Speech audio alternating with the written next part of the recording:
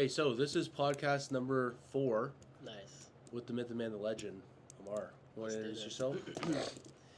Ammar Elm, also known as the Young Pharaoh. He's humble, all around, nice guy. Ambitious individual. Hell yeah. Okay, so first things first, before we get into any crazy stuff, because I know you got a lot of knowledge to spread with everybody, I want to get into a little bit about your childhood, what it was like growing up in your household. Growing up, did you have siblings? If you did, how many? Yep. What it was like growing up with your parents? How were you raised? Morals, values in the house? Dang. Talk about a juicy opening question. For sure. Okay, so I moved here when I was 7. So I was born in Dubai, grew up in Egypt, Cairo, until I was 7. Mm-hmm.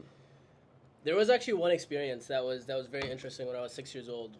It was very common back in the day I was like 5 or 6, for me to go down and go get milk, go get bread, just by myself. Like my mom was like, gives me cash, and then I just go out. I came back, and we lived in this like apartment, and I come back, and I'm walking the same route that I've always walked. And as I'm getting to the apartment, there's this kid who's like double my size. He's probably like 12 years old. I don't know, but he's huge to me. And he sticks a pocket knife in my throat. I was like 6 years old. Yeah. And he's like, never come around here again. Like, don't come this way again, blah, blah, blah. This was in Cairo. Damn. Yeah. And then I'm like, okay. And then I'm thinking, I have to come here. This is where I live. But I'm just like, okay, I won't come here. And then I was like shitting my pants. And then the door lady came and yelled at him, and he just ran away. Because he was also a kid, but he was way bigger than me. For sure. So that was a big, that was a staple memory if I were to think about my childhood. But what was the reason for you going from Cairo to Canada? Education, really. I think it was just my parents wanted. It was actually a funny story because my dad never really intended on us coming here. It was him and his buddies. They were around the coffee shop. And it's very common. You're around the coffee shop almost every single day. You're smoking shisha. You're chilling with your boys. And they were having a conversation. And one of my dad's friends wanted to go to Canada, but there was a test that you needed to take. So my dad went into the test, went in to take the test as him. Damn. So he never really intended. But then, they didn't really know what the procedures were. And they knew who every single person was. They took your ID, all that stuff. So my dad just did it. Wow. Just because he's already there. Which is actually nuts when I think about it. It was never intended at all. Yeah, that's nuts. And then, it was 2 years later that he heard back. And there was all these things where you had to have, a certain amount of money in the bank account. And, my dad's friends, and they would, move money around depending on whose turn it was. It was actually hilarious. And then 2 years later, and then my 2 younger brothers came during those 2 years, and then they got the notice, hey, you're accepted, and they had to go through all the process of getting my brothers involved as well, because now there's 2 other kids that they didn't account for. And funny story, whenever you get accepted, there's a certain period of time that you can enter the country. Otherwise, you have to start the whole application again. That's brutal. One of the flights that we got on, the guy was like, if this flight is delayed for any reason, you will not be allowed. Like, that's how last minute it was in terms of us, like, with the deadline. That's insane. Yeah, it was insane. But I came here, we moved to London when I was, like 7 years old. So were your brothers also born there? Yes, Both exactly. of them? Yeah, so I have three younger brothers, yeah. So Tariq, Omar, and Osama. And they were all born there as well. I was the only one born in Dubai.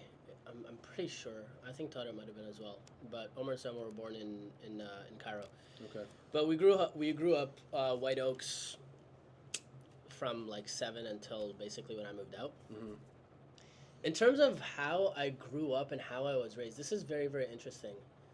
How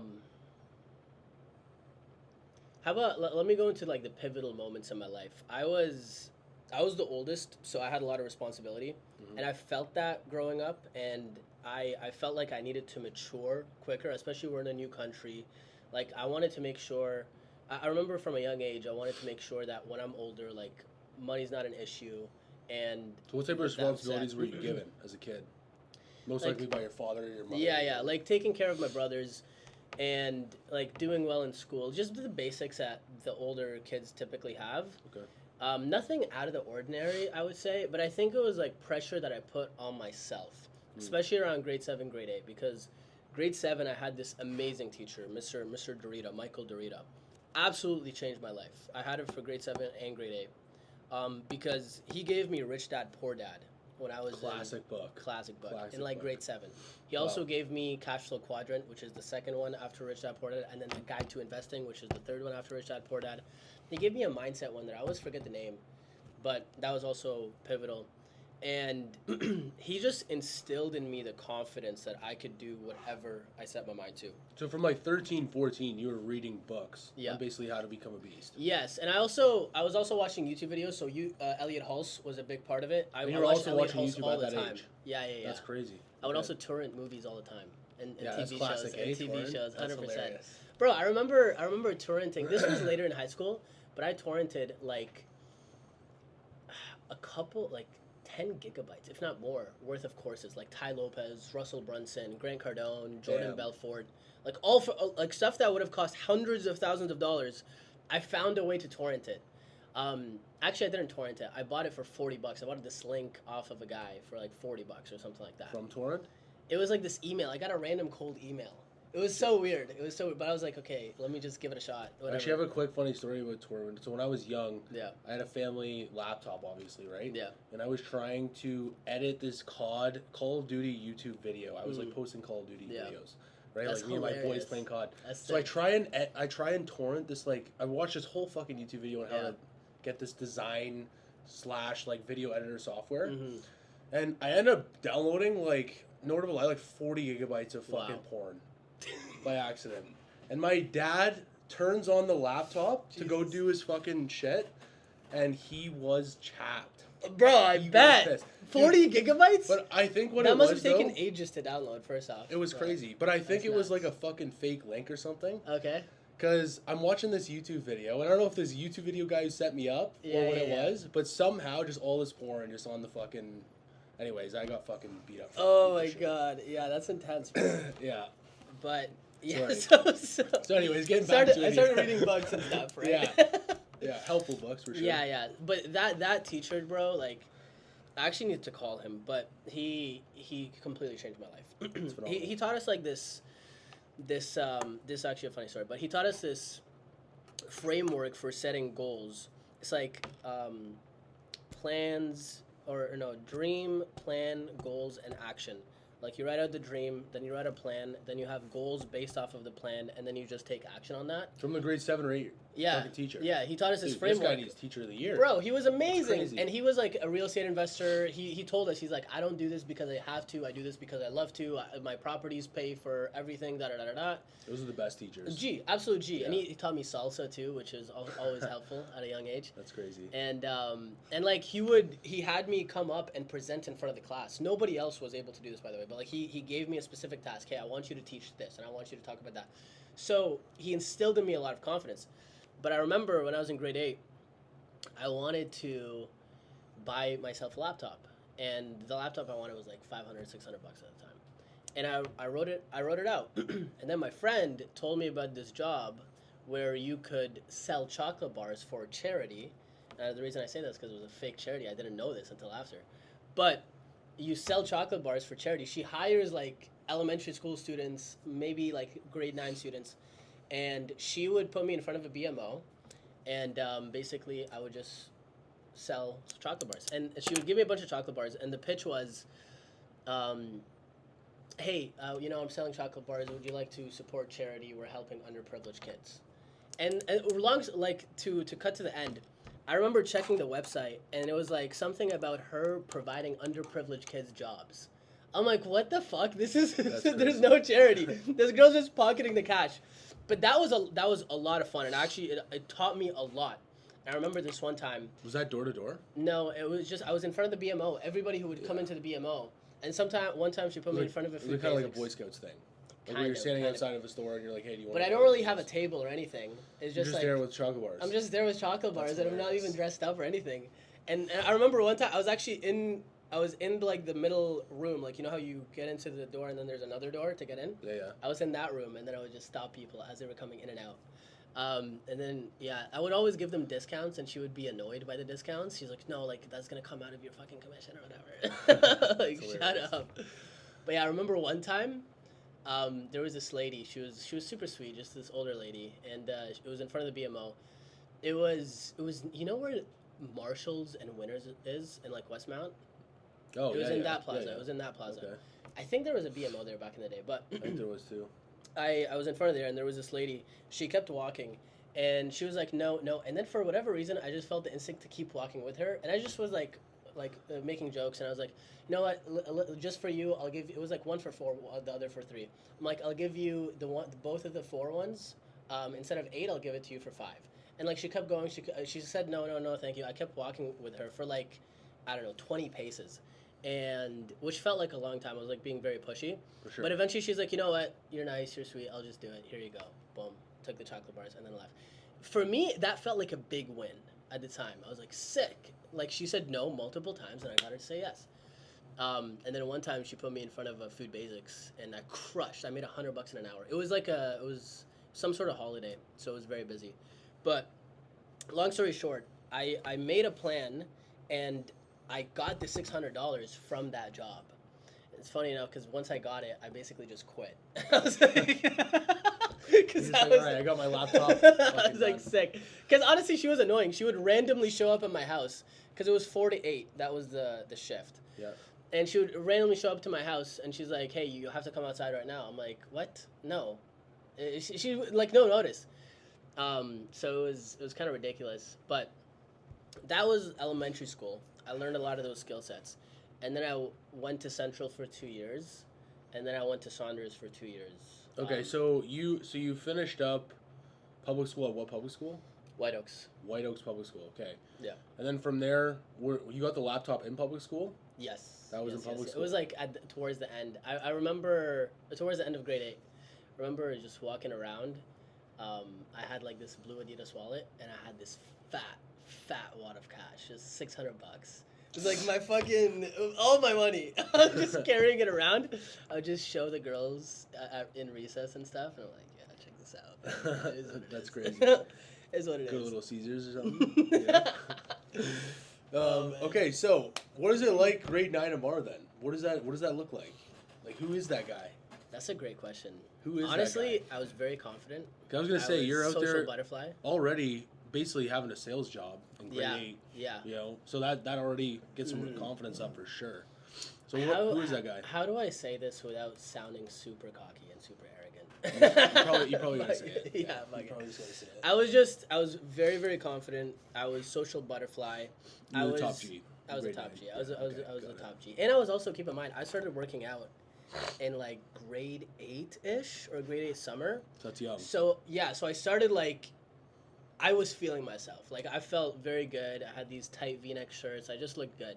And I would like flirt with girls, have a good time.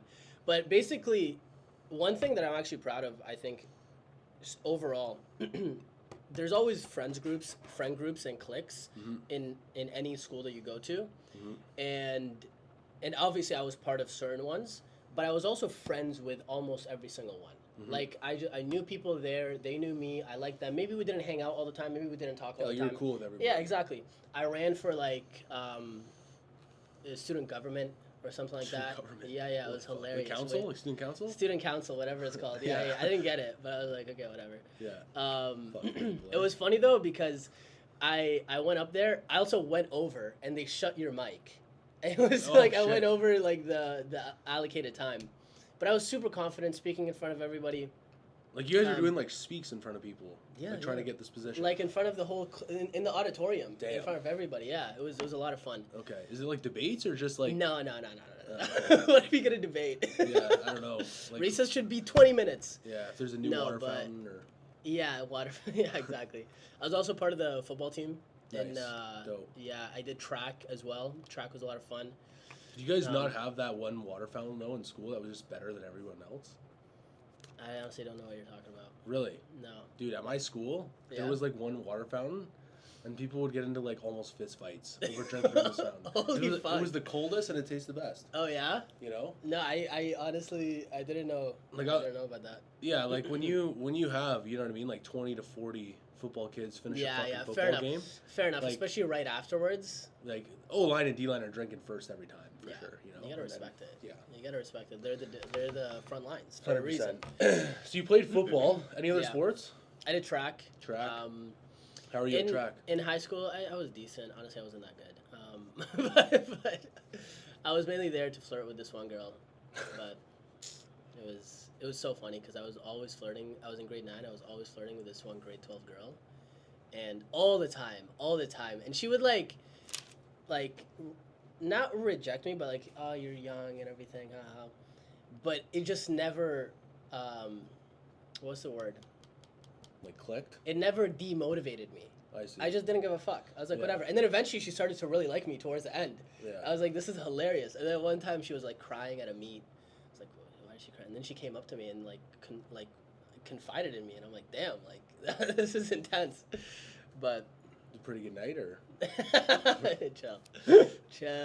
chill. My mom's watching. That's hilarious. But Okay, yeah, so I did that, and yeah, it was good, man. Like I've always done well in school, but I didn't really like try super hard. I was a lot of times, depending on the class, I was like pretty loud, and it would be kind of annoying to the teachers in certain regards. But they always, like, maybe not every single one, but the majority of them respected me in a sense, because I would still get my shit done. I would still do well enough to like keep going and be like 80s, but I wasn't really trying. And I knew I could have like done much better if I really put my all into it, but I just didn't really see the point of it. I remember in grade 9 in math class having an intense debate between me and my friend Aviv at the time. We're still good buddies, but he was saying how important university is, and I was like, university is not important at all. You don't need university. And we were like, unless you're going for certain things, for sure, obviously you need it. But I was like, I don't need university to be successful. And that came from Mr. Dorita in grade 7, grade 8, giving me Rich Dad, Poor Dad, and giving me all these books and feeding me with all this belief in myself that I could do it regardless. So I had strong opinions at the time. I remember in grade 10, I didn't do track, and because I wanted to focus on the gym. And there was this group of girls where we were pretty close, like a couple other guys too, and like they were fucking cheesed at me. They're like, we're all doing track. Like, you have to do track. And I'm like, no. I'm focused on the gym. I don't want to do track. I'm focused on the gym. Something huge. So I always had that. And I remember, like, when I say had that, I meant that, like, boundaries and sense of self and sense of purpose and goals and things that I wanted to strive towards. Did you have, like, a turning point? Or would you say that you were always pretty driven and individual? Or did you ever have a point where you were like, okay, fuck, I gotta clean up my shit and let's get after it here? I think I've had that in certain regards. Like in first year university, smoked weed a bunch and stopped going to the gym, skipped class. And there's a myriad of different reasons as to why that was the case. But I feel like ever since a very young age, I've always had that belief in myself and that feeling of knowing that I will make it happen. Regardless of what life throws at me, I will make it happen. So I feel like I've always had that, but I've always been able to course correct, if that makes sense. So if I feel like I'm straying off the path in some regards, if I feel like I'm holding myself, if I'm self-sabotaging, I can course correct and be like, okay, no, this So isn't where did that ability come from then? What do you think happened to you?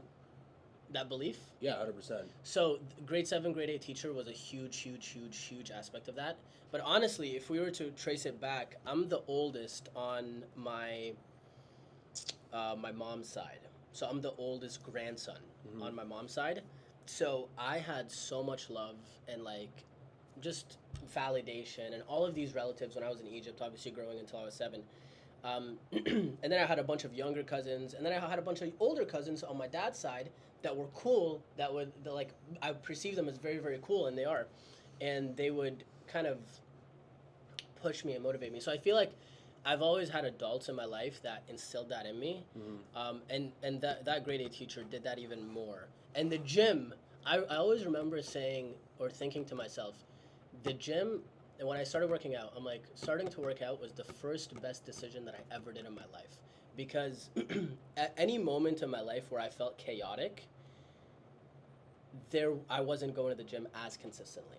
And whenever I would go to the gym consistently, I feel like everything in my life would be in order. And that belief increases because you can just look at yourself in the mirror and be like, holy fuck, I'm a G. But also, the feeling that you get. So it's not just about the physical appearance, it's also the feeling that you get as a part of that.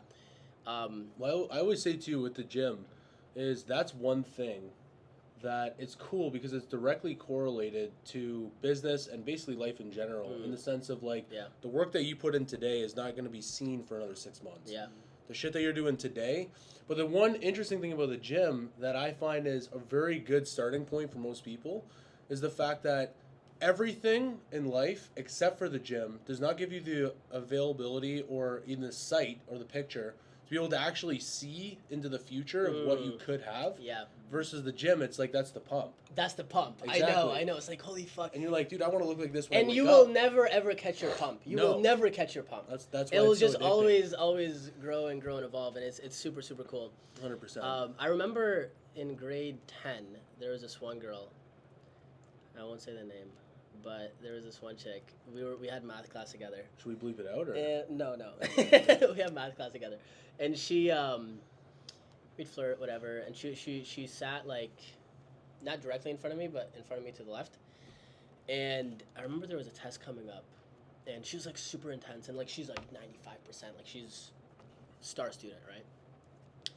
And I'm super chill, I'm just relaxed, and she's like super frantic. She's like, how are you always just so calm and just? I'm like, it is what it is. But then when I look back at it, I think it's because of I was just working out super intensely all the fucking time. And everything else in life is just a fucking piece of cake compared to that. You know what I mean? So I was just able to be relaxed, to be poised, to be centered, to be grounded, which is another thing I learned from Elliot Hulse very early on. So where do I think I got that, man? I think it's from a bunch of different areas of life. And I really do think it's something that anybody can cultivate. I was lucky enough to have external people in my life give me that validation, but I don't necessarily think it's necessary. I think it's way more powerful when it's internal and you can back it up using reference experiences, which is basically like proving to yourself you are who you say you are over and over and over again by just keeping your word to yourself and doing tough shit, right? And then that builds it up way more than what the external world could ever do. Because the external world, it can be taken as fast as it was given to you. Yeah, something that has to be cultivated inside of you. 100%. For sure. So, you're out of high school, Yeah. right? You said obviously you went to university. How many years Yeah. were you in university for? 3 years. And how was that? What were you taking? I took BMOS at King's, so like business management, organizational studies. It was good, man. It was good. Like first year, I've learned different things, and I really think the main lessons that came from it, or the main benefits that came from it, were the people that I met and the relationships that I built. Like I met Justin there. If it wasn't for that, that's crazy. we never would have met. That is crazy. So like that was very cool. I also met like just some great friends that I have still to this day. Now, with that being said, I was a very different guy then than I am now. Like, in some ways, I'm similar, in the sense that I was very reserved to myself, and Sorry, was that during COVID? Were you in university during COVID? So that was before? Yeah, that was before. Oh, fuck. Okay. My third year, exams are typically around April, May. March 2020 was my third year. So I did my exams online for my third year. Got it. And then I decided, I was like, I'm not going to do my fourth year online. That's fucking gay. And that's when I started getting into wholesaling and whatnot. But first year was kind of a write-off. My friend had his house to himself. His mom lived in D.C. His dad lived in B.C. And he just had the house himself. So we were all going there all the time. Yeah, that was the spot. That was the fucking spot. It was lit. It was lit.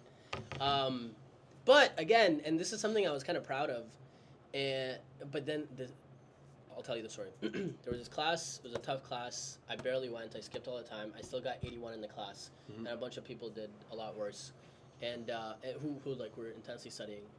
And I was bragging to a couple people, and this girl was like, well, is that really something to brag about? Like, you didn't try and you still did well? She's like, well, because I was still, in that time, I was still, I'm going to be a millionaire, I'm going to do this. Yeah. I've always been saying this. And keep in mind, I was a part-time lifeguard from like grade 11 till third year of university. Did that hit you? What? Coming from her? It hit me. Is it something to be proud of? Yeah, it hit me. She's like, you say, you want to be a millionaire and stuff like that, but you're barely trying in class just because you did well. Like, and I remember acknowledging it in real time, and I was like, fuck, you're right. And that was like, it's one of those like moments shifting where, moments for exactly, where you start to think to yourself, okay, like, just because I talk about it and just because I believe it doesn't mean it's actually going to happen. Am I actually doing my best? Am I doing the best that I could do? And during that time, I started really trying at work because I would teach lessons and I would like guard lane swims. But really in the lessons, I was like, how can I actually help these guys truly get better? So it's like, okay, I have somebody... Swimming, obviously. Swimming, yeah. I was like, okay, so I have them for 8 to 12 weeks.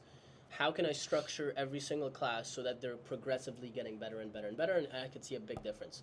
So I started to really think about that, and I started to really try at work. It sounds like such a crazy concept, but I guess that was a shifting moment in my life. That's also when I started being like, okay, I'm getting older. Let's start putting things into place in terms of this is a funny story. Put things into place in terms of progressing financially in life. I remember there was this ad that I saw, and it was about making money with websites. So basically, what you do is you build websites, let's say general contracting or kitchen remodeling, whatever. You build a website, you rank it on Google, and you rank it on Google, and then you sell those leads to a company. So flooring, roofing, any home service, or it could be like dental work. It could be a bunch of different things. But basically, this guy was making hundreds of thousands of dollars a month ranking websites and then just selling those leads. And then like I come to you, pay me $750 a month, and I'll give you all the leads, for example, right? So I remember I got hit with an ad, and then this was probably when I was like 18 or 19. I got hit with an ad, and then they gave me a call. Funny enough, that was a high-ticket sales call, and I didn't realize it at the time. That's jokes. I was in my basement, and this guy was like asking me all these different things, and I think it was like $9K. And I was like, listen, I really want to do this. I make $600 a month as a part-time lifeguard. I can't fucking pay $9K. And he's like, okay, let me see what I can do. And they fucking came up with a payment plan for me. Damn. Which is fucking, but like a fucking crazy payment plan that nobody could ever get today. It was like, I think I put down like $1,000 on my credit card, and then I was paying them like $400 a month USD, and which is basically like my whole paycheck, basically. 100%. Yeah, and that was a fucking big risk for me. And how old were you when you made that decision? I was like 18, 19, something like that. So you would have been in university still? Yes, I would have. Wow. I would have just been in university first year. Got it. That's so funny because what happened was... Did you take that and utilize it? So I started utilizing it. Okay. I started utilizing it, but I started like limiting belief. Now looking back, I could analyze what happened. So I went through the course. I understood I still understand how to do SEO today. So I'm like, okay, I actually learned a big skill. But the better part comes in a little bit. So I started kind of building like this drywall website, and then like my friends started to come into the equation. I would tell a couple of my buddies what I'm doing. And they're like, bro, this is never going to work. It's la la la. So then I started letting limiting beliefs get to me and all this stuff. Now, I still kind of went through it. And one day I was scrolling through the Facebook page, and I saw a post where this guy was like, hey, like I created a website for guys that wanted to buy houses, but I realized that if I just took the leads on myself, I can make a lot more money. He was wholesaling houses. So then I messaged him, and I was like, okay, can you tell me a little bit about this, blah, blah, blah. So then I created WeBuyLondonHouses.ca. Nice. I created that website, and it was actually fucking clean. It was nice. I ranked it #1 on the Google map page very, very quickly. And then I was impressed. I was like, holy fuck, I could do this. Is fucking dope, right? And then I went to... This is crazy how life works, how God works. And I think if you truly approach life with the belief that everything always works out for me, it will always work out for you. And let me explain to you why this was. I remember I was at Frogs and I lost my wallet. I went to TD to get a new debit card and a new credit card. The guy behind I was 19 at the time. The guy behind the counter was like 22 or 23. And he was like, I own a couple properties, blah, blah, blah. And I was like, oh, you own real estate. Tell me about it. Well, hey, like, I remember reading Rich Dad Poor Dad. What do you recommend? Like, I recommend you follow a guy named Matt McKeever on YouTube. I recommend you buy a book, Money People Deal by Stefan Arnio. I recommend you read Rich Dad Poor Dad. And I recommend you go to networking events. I was like, cool. So I go to I go to a networking event in January or February of 2020. In London? In London. You remember what it was called? It was Palisade. It was London on Fire. FIRE stands for Financial Independence, Retire Early. Nice. So it's just a bunch of real estate investors. And I remember I was so close to not going. Like, I was just laying in my bed, and I'm like, let me just go to next. And then I was like, something was like, no, fuck it, just go. Mm-hmm. What's the worst that can happen? So I go there, and I'm talking to everybody. I'm making friends. Funny enough, the very first guy that I met there, his name's Kyle, he ended up buying my first wholesale deal. It's a crazy story there.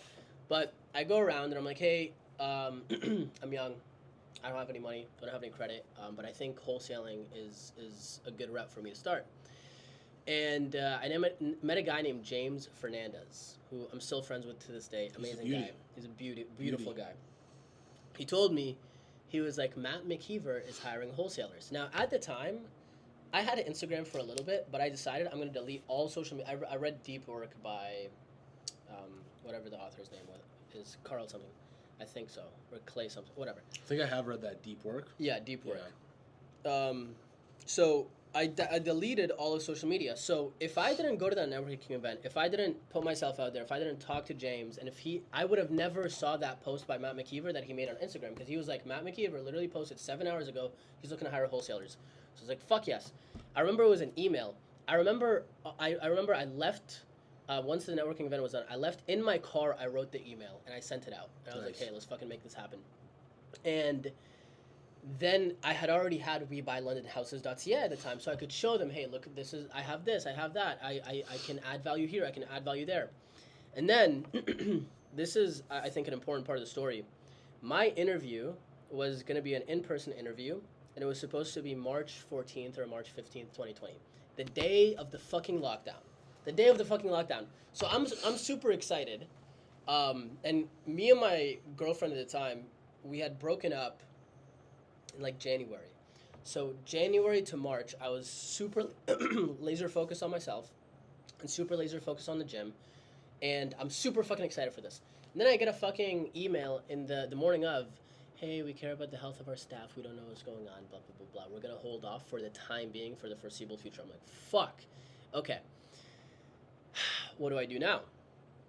So I respond back, okay, I understand. Please let me know, blah, blah, blah. I don't hear back after a week. And, I was like, fuck it. I get in my car, and I start driving around, and I start just looking for, because I know part of it is you're looking for properties that need some TLC, that need some work. Mm-hmm. So I started driving around. I wrote down, like, 20 addresses.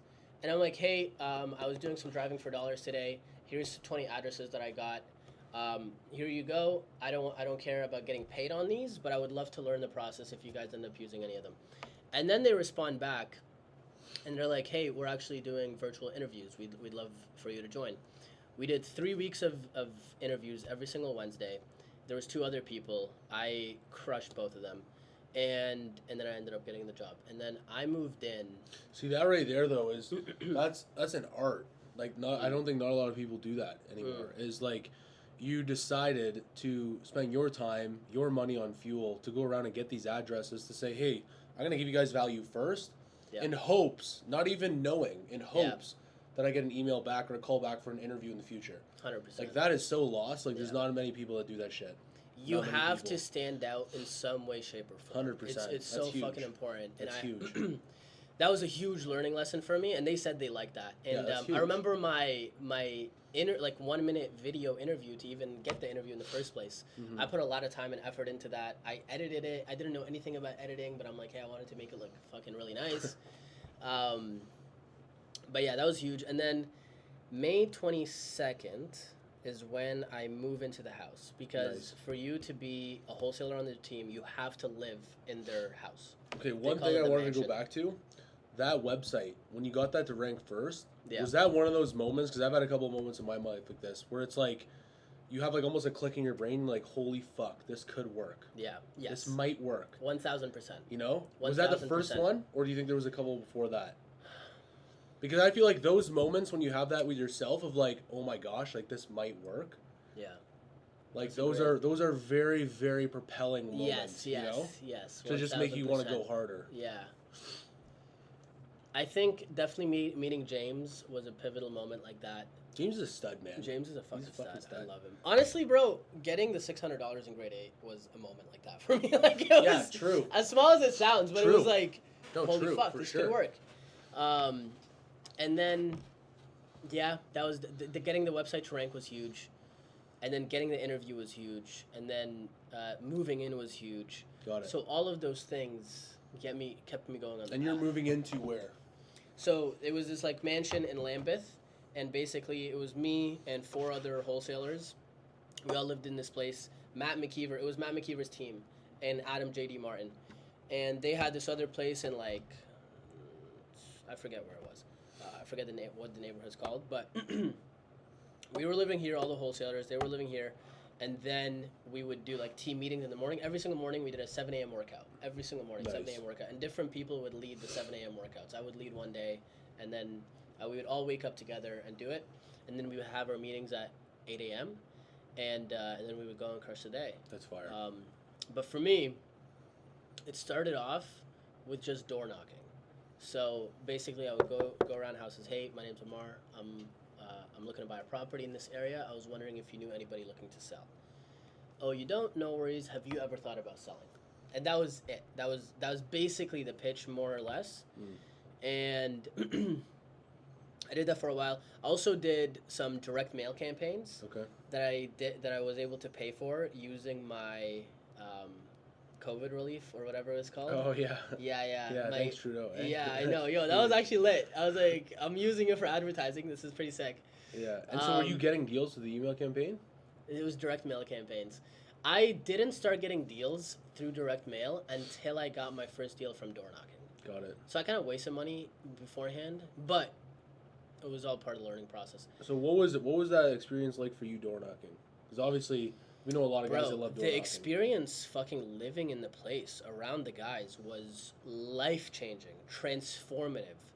And I wouldn't really say it changed me as a person. I think it made me live into who I truly am and like my fullest potential, if that makes a sense. Mm-hmm. Obviously I evolved and I progressed and I got better in many different assets, but it was cool because the way that it was set up, so at the 7 a.m. workouts, we'd have the 8 a.m. meetings. Every Wednesday, we would go to Matt's house and we would have Impact Wednesday, which is basically we would watch an episode of Impact Theory together as a team. And what is Impact Theory? Impact Theory is a podcast by Tom Bilyeu. Fantastic podcast. Tom Bilyeu is the guy that started Quest Nutrition, sold it for $1 billion. He owned 33% of it. And then he started Impact Theory literally 2 days after the sale. Like, he took no time off. He's absolute G. You would love him. Okay. And watch that every single Wednesday, and then we would talk about our takeaways. I don't want to sound super cocky, but I could tell, or like I always had that thing in me, man, where I'm like, I'm just fucking smarter than most people. Like it's just, I don't like saying this out loud. No, that's a real fucking thing because it's not only have I truly felt like that since I was young. Yeah. You're saying that. There's a couple other guys that we know that also say that. So I do think that, you know what I mean? Like, you can obviously be, I believe, you can make yourself into something, but you're also born with an edge. Yeah. Some people are just born with a sharper edge than most, right? So I almost think that for us, do you remember Patrick Bet-David? He has this very, very good way of explaining it, and I might butcher it. Okay. But what it is, right, is there's kind of 3 levels. Okay. You'll probably know exactly what I'm talking about here. It's kind of 3 levels, right? Yeah, and he separates them kind of like this, right? And so for this guy, right, maybe he wasn't made as sharp. So for him to reach his max potential is actually lower than some other people who were born with that edge. Yes, yeah. You know what I mean? And so I don't really know the best way to describe that. Yeah. But I do feel like people are born with some type of edge that they have undeniable confidence, undeniable belief, maybe not in something, but in themselves. Yeah. And at the end of the day, that's one of the most important things Yes. and one of the most crucial things to anything you do. 100%. Is belief in yourself. 100%. Ridiculous. And I think whether or not you have that, it's a matter of choosing what you want to believe. So let's say, for example, I'm listening to this right now, and I feel like, oh, I never really had that. I've never really felt like I'm smarter than other people. You can take that and listen to this and be like, okay, fuck, I'm not destined for greatness. Or you could take that and have the belief that, you know what, regardless of that, I know what I can do, and I believe in my ability to make shit happen, whether or not I felt that before. But I believe that now. Again, it's the perception is projection. The way that you view the world is the way that the world views you. Your external world is a direct reflection of your internal world.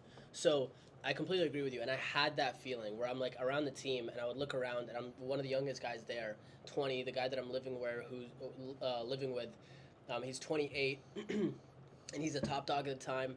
And I look at him and I'm like, bro, I'm going to fucking annihilate you. I'm just, but in like a friendly way. That hunger to win. No, for sure. Yeah. The easiest way that I find to describe that too is like, and I do feel like some people, right, have different advantages than other. Yeah. Obviously. But like for me, for example, right, I was always envious, potentially even jealous of the kids, maybe like yourself, who in grade 8 you fucking rocking a 6-pack. Yeah. And I'm over here fucking 220. Yeah. You know what I mean? Barely can waddle my ass to the bathroom on lunch break, you know? Yeah. So it's like everybody's born with different beliefs, you know what I mean, or different things that they believe in strongly. And it's like, for me, at the same time, that you can either do one of two things, just like you said, right? You can either use that as a reason to get better, true, or a reason to not get better. 100%. It's either one or the other. And you can frame everything. You can frame everything in an empowering sense or a disempowering sense. Let's say I've always felt smarter than other people. You could frame that in a disempowering sense. I've always felt smarter than other people, but I'm not as far as I wish I was. And fuck it, if I didn't make it by now, am I ever gonna make it? That's retarded. Or I can frame it in an empowering sense of, holy fuck, I'm a fucking genius, and with the right work ethic, with the right strategies and frameworks, I will absolutely dominate. Now let's put that into place. And that's something very interesting, which is the principle of polarity, which is, it's hard for me to explain this because I'm still kind of learning this myself, but everything in life has a polar opposite. And there's really no such thing as opposites. It's the same thing but different degrees, if that makes sense. So love and hate are the same thing, but it's different rates of vibration. And to go from love to hate is actually very simple. You just have to change the rate of vibration. And you could do that with almost, and I know I didn't explain that in the best way possible, but you could do that with any belief. You could have a belief that's very disempowering, and just flip it on its head and change it to the empowering belief, and just choose to believe that thing, because they are the same. It's just which side of the coin do you want to be on. But the principle of polarity in the Kabbalion is something that I think everybody should look up and research and understand. But yeah, I think it's very powerful.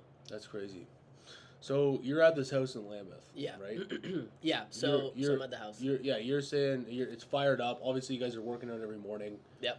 So where do you move from that? You're looking at this 28-year-old being like, "Yo, I'm gonna kill you." Yeah. In a friendly way, of course. Yeah, we loved each other. It was great. Every single fucking day, he would tell me, "Bro, this guy, it just opened up a whole nother world to me." And I don't like.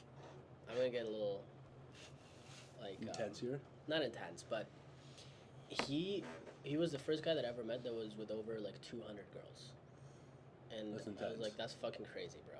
Every single day for 2 weeks, he would tell me new stories. Every single day for 2 weeks. And like stories about girls that are married that he didn't know, but he found out after. They felt super bad, and like they told him like, oh my God, I can't believe I did this. I'm married. Crazy. So him and I were boys, but I also knew, I'm like, I'm gonna fucking crush you in work, right? So I'm door knocking every day. Now here's actually a good thing. I remember one of the days, maybe I'm a week and a half in, and the guy, Mike, who's not the 20-year-old, Mike is a different guy, Mike Nowicki. who was kind of the guy that I was shadowing, because each new guy had a guy that they were shadowing, and I remember one day it was like 12 o'clock, and I was listening to this NLP training on YouTube, and he comes to me and he's like, "Oh, what are you doing?" I'm like, "Oh, I'm listening to this NLP training. I'm super excited." He's like, "Why aren't you door knocking?" And I was like, I was planning on doing that later. He's like, and I forget exactly what he said, but it was along the lines of, "Bro, like we all believe in you, we all know that you can do this, but honestly, sitting around watching YouTube videos isn't gonna do anything. Like." If you really want this, go make it happen. And that hit me so fucking hard at the time. And I'm like, fuck, he's right. Like, I'm living in this place. They're giving me this opportunity. It's not like I was fucking off completely, but he's like, just put in more work. So then from there, I was door knocking all the time. I was driving to Sarnia to do walkthroughs. I was driving back. Long story short, so I moved in May 22nd. July 26th is when I got my first deal. And it took me like over 2,000 doors, 2,000 something, or 2,100 and something. Damn.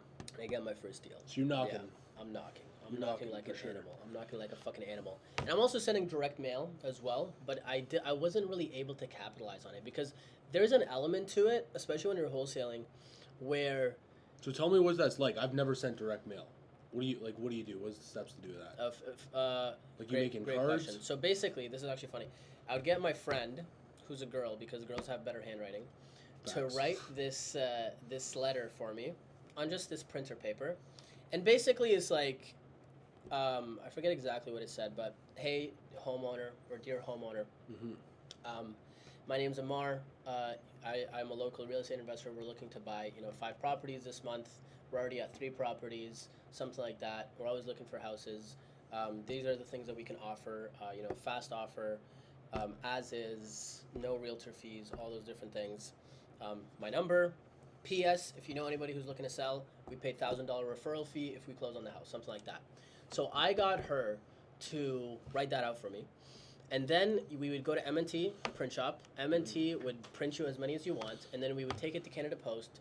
Or you can get M&T to take it to Canada Post, and then Canada Post would send it out. So it's basically handwritten flyers that would go to all the neighborhoods that we would target. And my territory was Sarnia. Like how many letters are you actually getting? Tens of thousands. Okay. Yeah, I forget the exact number at the time. I know recently I was doing 20,000 a month. This was literally right before I stopped wholesaling. 20,000 a month for 3 months, and we got nothing. It was like 20 cents a flyer, something like that. Or no, sorry, 100,000. 100,000. Wow. Yeah, it was a lot. But I remember I was sending maybe 20 to 50,000, maybe at the most, while I was doing it with the team. But at that time, I wasn't sending as much. I was probably maybe I sent out 5K during the June, July before I got my first deal. Mm-hmm. And then when I got my first deal, the other deals started coming much, much faster. Yeah. Because I think there's a certain element to it where you have to have that confidence in your ability to execute. I almost didn't there's a difference between doing the work and then being at the dinner table and seeing the contract get signed. When you see the contract get signed, it just gives you that extra little bit of confidence, that extra little bit of conviction in yourself. And Matt McKeever would always say, it was me and another guy who hadn't gotten their first deal yet.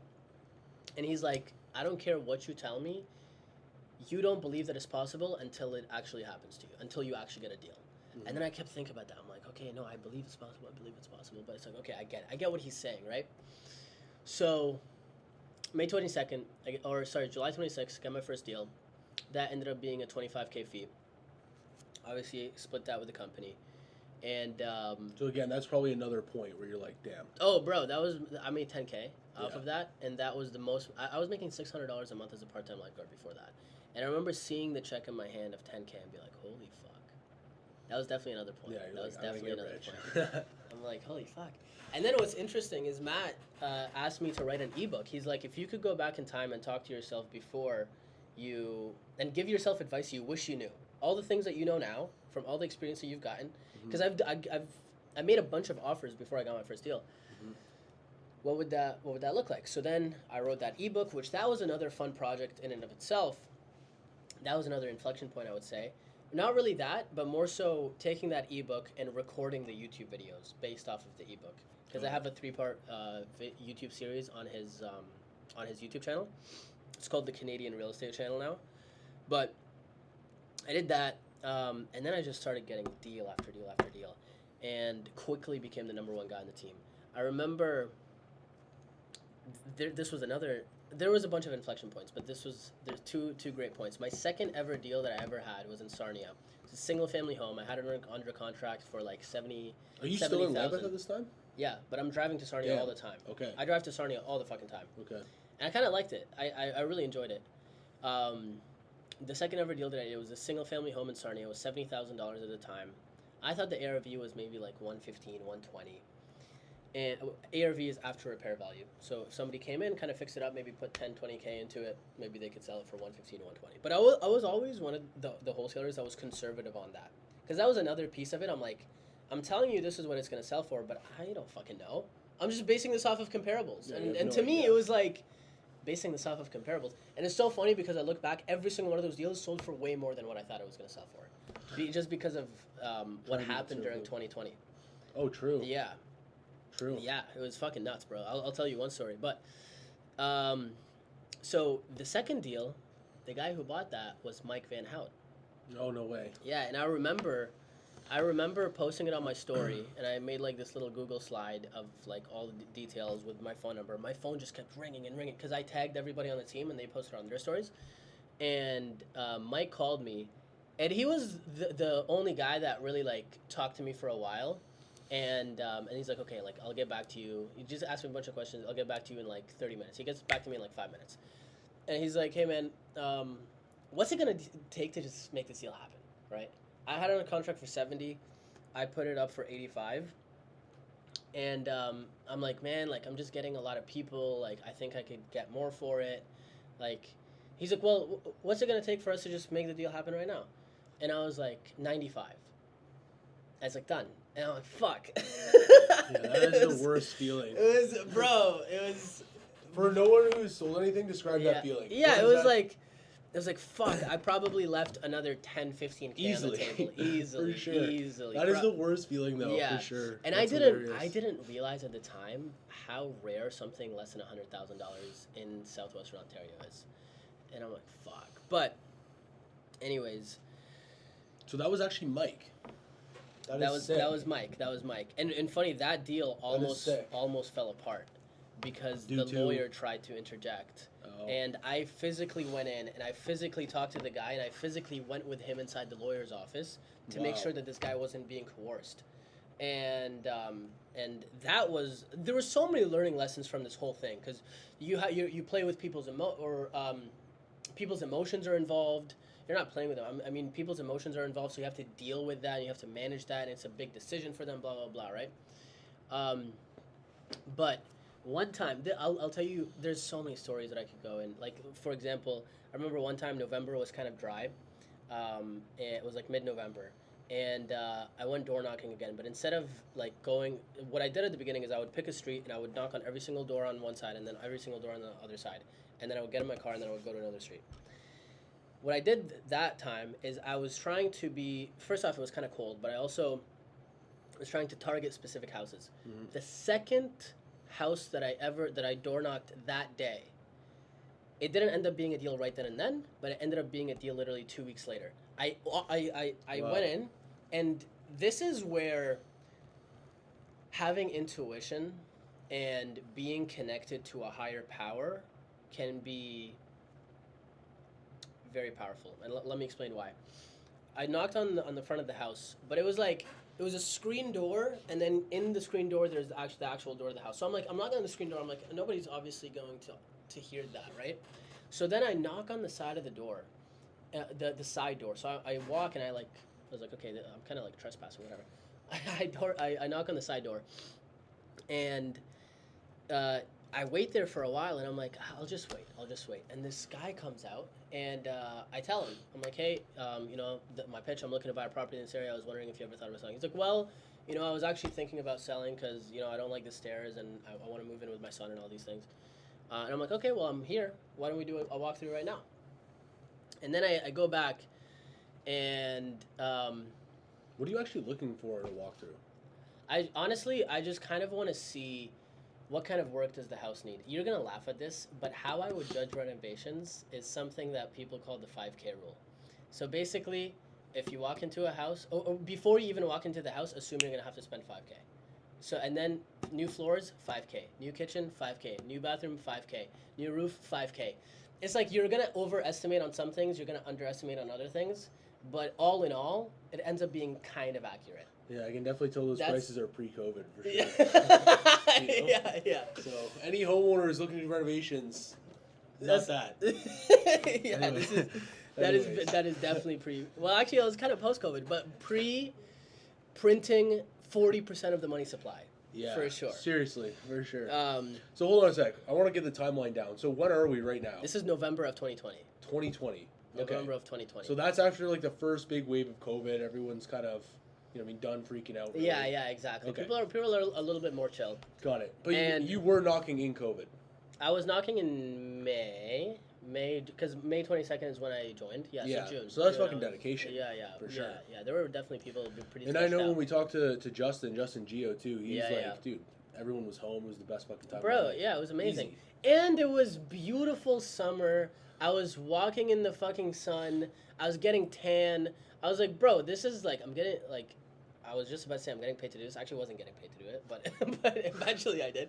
Yeah. But I fucking loved it, man. It was the best. So how long were you actually doing wholesaling with that guy? Like, so you started. A pretty long time. You So started in 2020. let me give you a timeline, because I where was we at about to here? go into so many different stories with different deals. Yeah, where are we at? Here? So May 2020 Okay. is when I joined the team, like late May 2020. All right. December of 2020, I tell Adam, I'm like, listen, all the other guys on the team moved cities to come here. I moved 11 minutes away from my house. I'm like, I feel like I didn't really sacrifice much. You always said you wanted to do east of Toronto, but there was nobody there. I'll be that guy. Mhm. Let me move there. I'll start a house. We'll bring on 2 new guys. I'll take them underneath my wing. I'll teach them. We'll bring it up. We called it the Pickering Palace because we were in That's Pickering. jokes. It was fucking awesome, bro. I lived there for all of 2021, and we were in Pickering. I was doing deals in Belleville, Kingston, Oshawa, along the way, right? Ajax. And it was fucking sick. We had like this. I bought this home gym, so we set it up in the basement. We had this Nice. ice plunge in the backyard. Nice. And it was like a dope detached house. There was a beach 10 minutes away. There was like a forest that was like 5 minutes away. So it was awesome. I lived there for a year, and then I leave the team December of 2021. And then January of it was either December or November of 2021. Right after I leave the team, I hit the biggest deal that I ever hit in my life. So I'm like feeling fucking pretty good. And it was all mine, right? Because I didn't have to split it with anybody. Mm-hmm. And then I At moved that back point, to London. you weren't with an actual team. It was just you. It was just me. Okay. Cool. Yeah. Nice. Because I remember one time, for example, like I got a deal in Belleville from door knocking, and I found the buyer. I did every single step of the deal. I fulfilled on the deal, did everything. And it was a 50K fee, and I made like 10K off of that, something like that. So I was like, okay, like I could have just done that under the table, because I knew the buyer. So, but anyways. So how does it work? Is it percentages that you have to? Yeah, so basically it was 60-40. So they would get 60%, I would get 40%. Eventually they brought a dispo manager, so she got 3%. So ours cut went to 37%, which is still pretty high. However, keep in mind, we pay for 50% of the marketing. So 50% of the marketing will get taken out of our flyers. And the reason that is because this is their pitched. And honestly, some of the other guys on the team are salty. I am not at all. I'm extremely grateful for them, and I think what they did was fantastic, and they gave me the best opportunity that I could have had at that time, in my opinion. But so I would get 37%. 50% of the marketing costs would get taken out of my assignment fees. And the idea behind that is that they're kind of teaching us to think like a business owner. Mm-hmm. And then once each guy has $250,000 saved up, then we can take the skill sets we learned from wholesaling and start buying businesses, putting businesses together, and then exiting for multiple hundreds, if not multiple millions of dollars, right? That was the idea. So growing and scaling businesses. Yes, after you have exactly. That, that was the vision that Matt sold us. Got it. But because of COVID and because of all these different things that were happening because of the trucker protest, then he got very paranoid and he ended up buying like 20 acres of land way up north. Like I'm talking 24 hours up drive, Ontario. It's still in Ontario. I didn't know Ontario was that big. That's crazy. Yeah. So he bought that land and then basically off, like... he bought that land and basically dipped. Yeah, for a bit. He was tried to run the business a little bit, being gone, but it was just morale was down, and the, I just felt like I tried to renegotiate as well. I'm like, okay, like, give me 50%. I'm happy paying 50%, and you don't have to. They were paying for my rent at the time, which is fucking honestly great. Yeah. Now looking back, I was like, yo, this is a great deal. Sure. I was fucking making great money, but I ended up leaving January of 2022. I moved to London. I get an apartment in James Fernandez's apartment building. Funny No enough. way. Yeah. That's hilarious. And it was just like I know the guy. Is that in London? Yeah, it's in London. That's it's on hilarious. Oxford and Adelaide. Okay, nice. It's like right next to the Palisade. And I lived there until July of 2022. Okay, so hold on a sec. So the whole time that you're working in wholesaling, because I'm sure there's going to be people eventually watching this who are like, man, I don't know, maybe I want to go into wholesaling, whatever. Like, how much money? Obviously, there's a ton of work involved. There's a ton of work. But how much money are you actually taking home after you pay all those fees, 50% of marketing? What are you taking home roughly in a year? Like you personally. Obviously, you got to put in the work and you got to do the deals. Yeah. Like, what did that look like? Like, are we talking about hundreds of thousands? Are we talking about... We're probably talking about 200 grand. Yeah, okay. Yeah. Okay, so that's pretty damn good. After you pay all the fees and everything. After everything, Yeah. Okay, cool. So then you went on your own, and did you start wholesaling completely on your own for a while? Yeah. Okay, Yeah. cool. So you probably would have made significantly more then. Well, the first deal that I did on myself was $100,000 assignment fee. Yeah, that is nuts. Yeah, it was fucking crazy. What building was luck. It was a single family home, bro. Holy shit. Yeah. That's it crazy. It was just nuts. It was... And that was during that COVID time where houses are fucking, like, basically going up. Yeah, 2022 was the peak. 2022 nuts. was the peak, for sure. So I wholesaled that.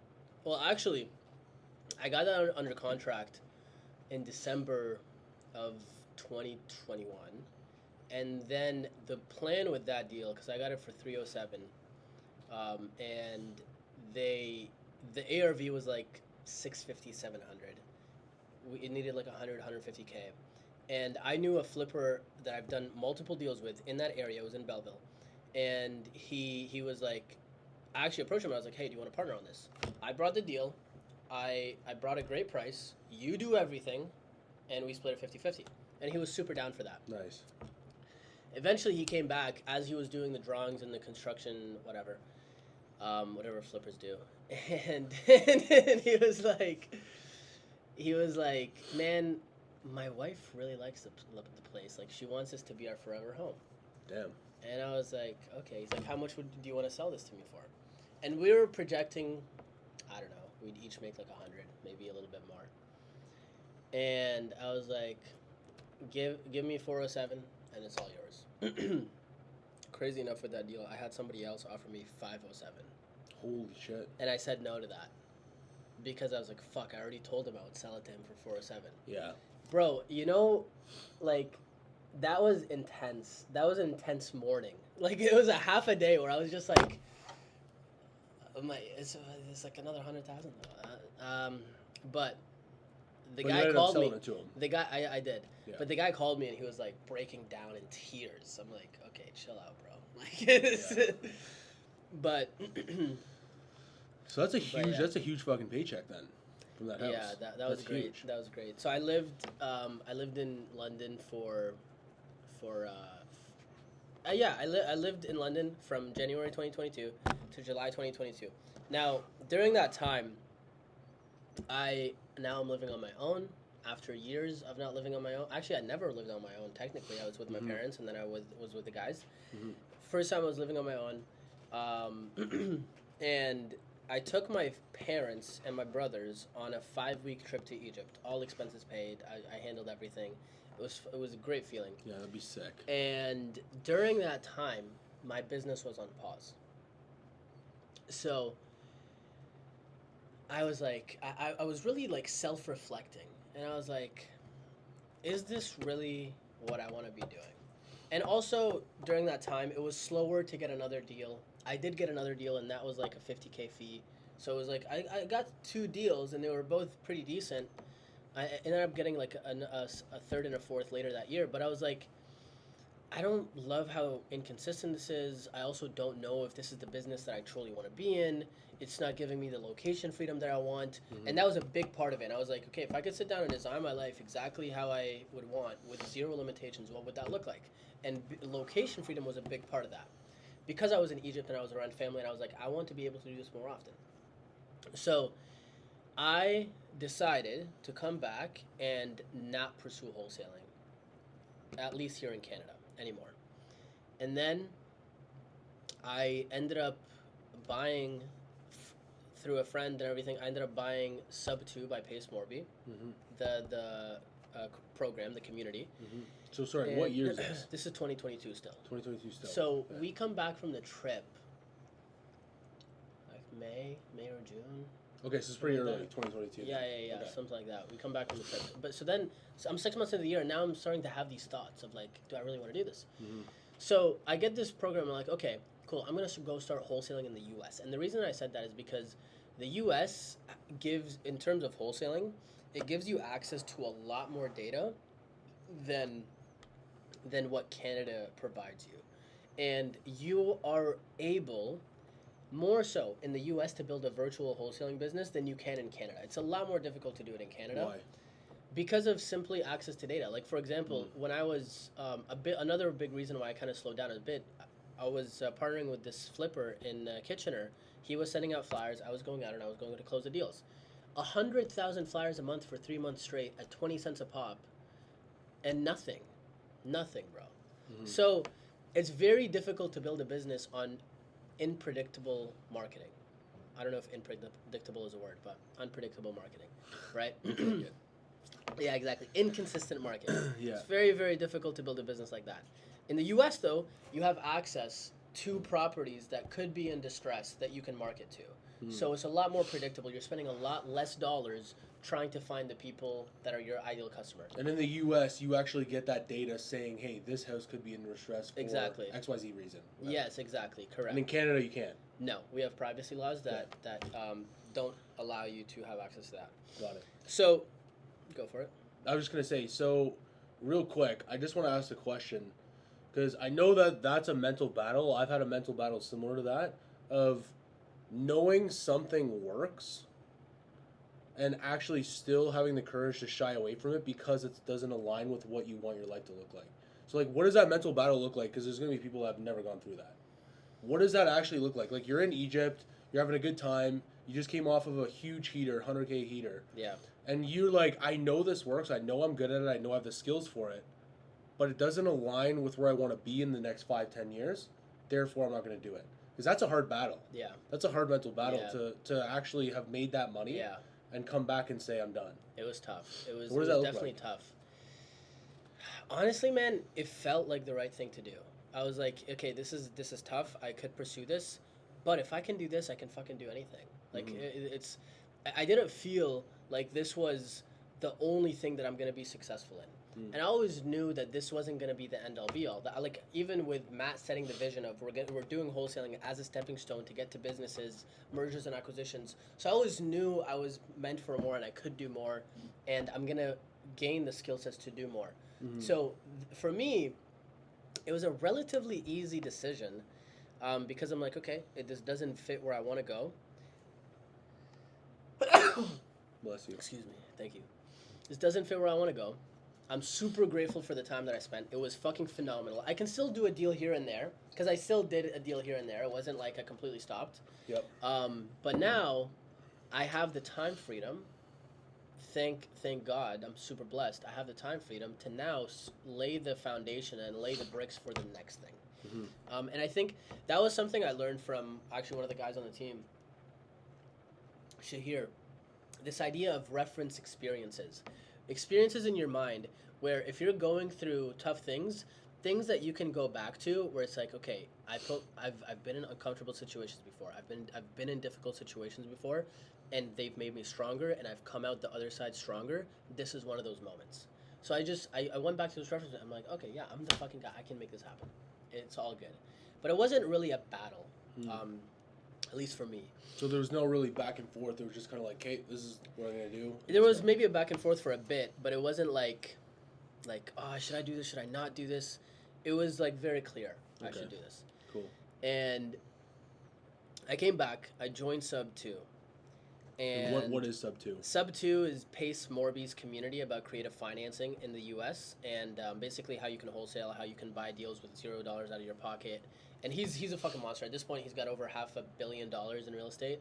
Okay. Over 2,000 doors using none of his own money. He's a fucking G. He's got 16,000 people in his community, paid community. Absolute gangster. I fucking love that guy. But he will go down as top 5 real estate investors of all time in the U.S., in my opinion. Now, I joined the community, and this is maybe like end of June, maybe beginning of July, 2022. And I had a girlfriend at the time. This girl I actually thought I was going to marry. But she was like, it was intense. Long story short, we broke up. She wanted to get married very quickly, and I didn't know if I was ready for that.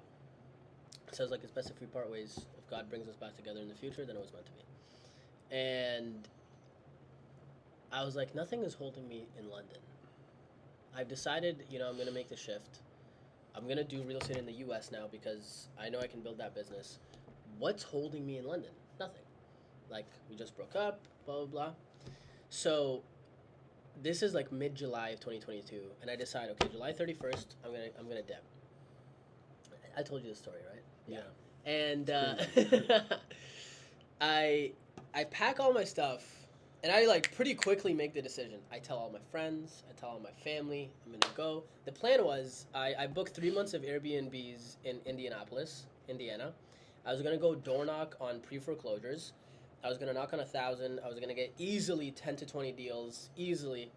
And Why then, Indianapolis? What about honestly, it was just a random spot that was kind of semi-close. I know Detroit would have been much better, but I was like...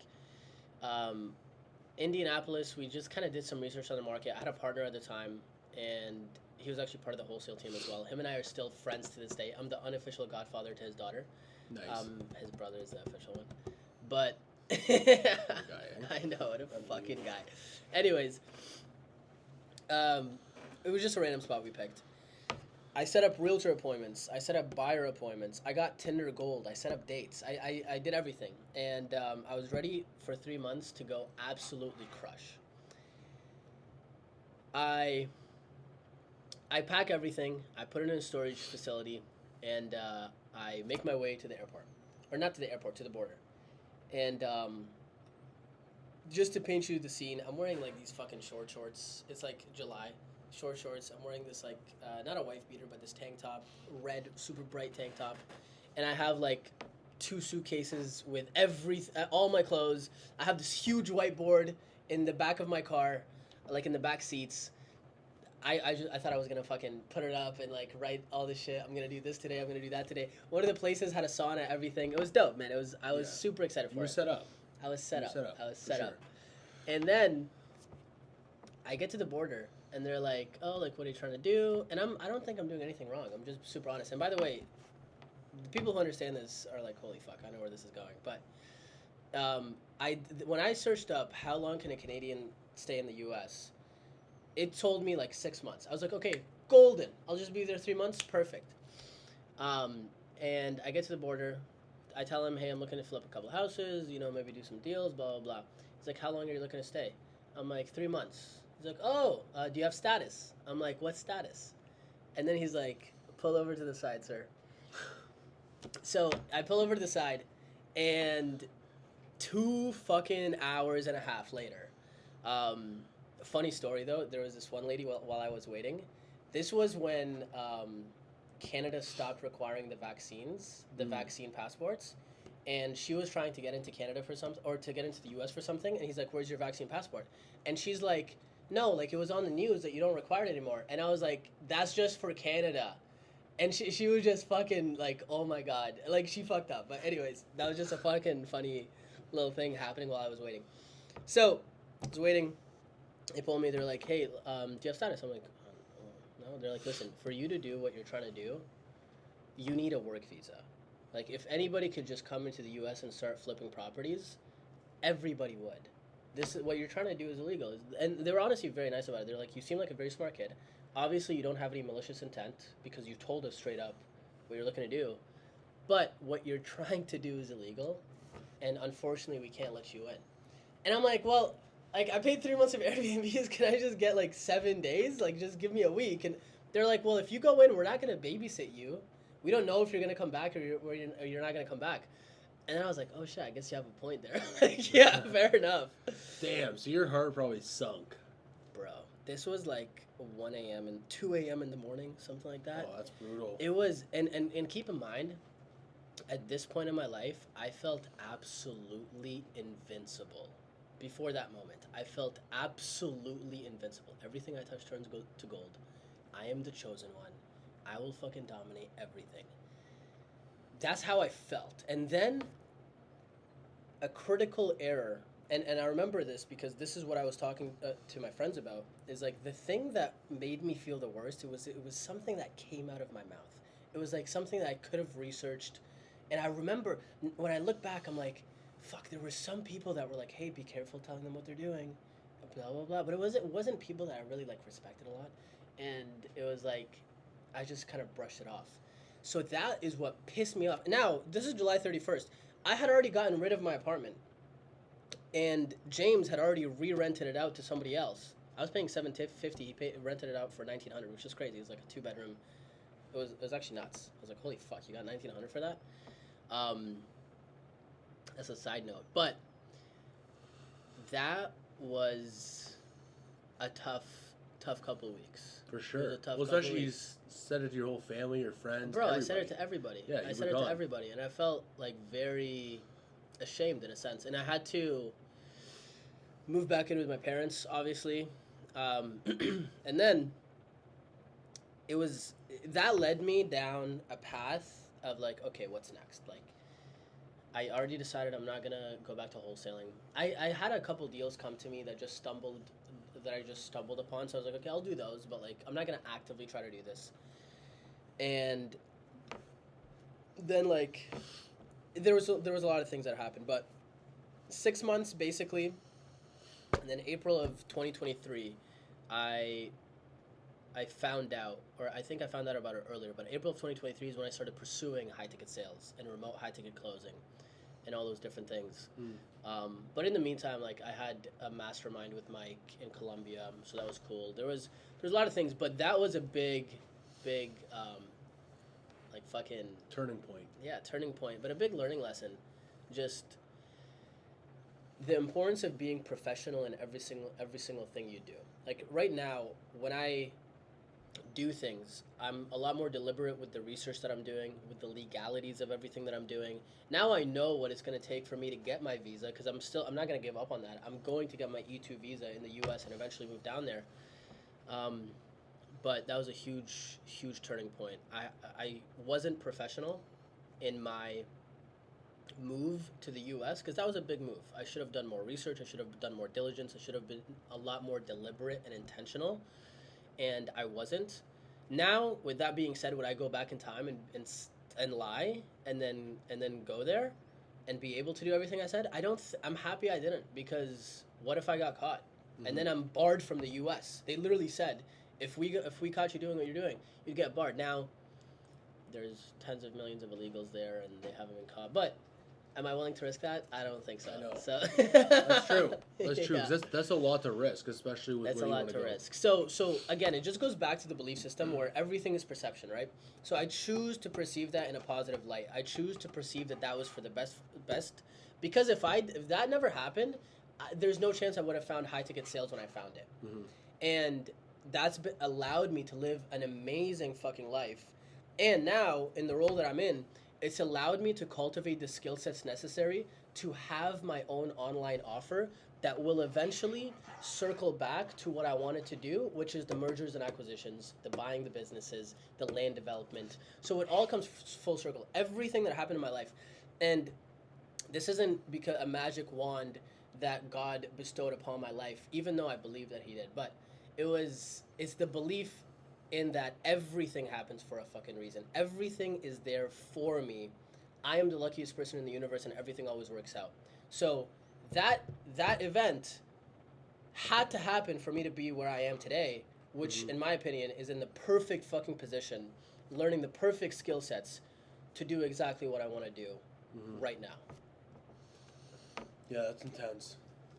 It was. That's intense. It was Very very well said, intense. honestly. So, in terms of that, so if you went into the U.S., Yeah. I think a lot of things would be different right now. Bro, Do you think, I'm just curious, do you think that you'd even gone to high-ticket sales or even found high-ticket sales if you made it in? I probably wouldn't have gone into high-ticket sales because I think I would have Oh. found very quick success in the U.S., like very quick success. I probably would be more successful than I am today, in a sense, financially, but I don't think I would have had as much freedom. Because, with that being said, But I also don't think you would have had the knowledge Yeah. to be able to go 360, because what you just said there is you're learning your skill of what you're doing right now Yeah. to then to be able to sell something that you were actually doing or aiming to do so long ago. 100%. And it's like you wouldn't even have that opportunity to be able to even think like that. You wouldn't even have the perception of it. Yes, you know? exactly. Which is crazy. Like, I wouldn't have even been able to conceive of a company who sells a consulting Yeah, no. product for $12K and makes $50 million a year selling air and a 50% net margin. I'm like, holy fuck. Like, I wouldn't have been able to conceive of that. I wouldn't have been able to live in Medellin for 3 months. I wouldn't have been able to live in like various cities of Colombia 3 months the year before that.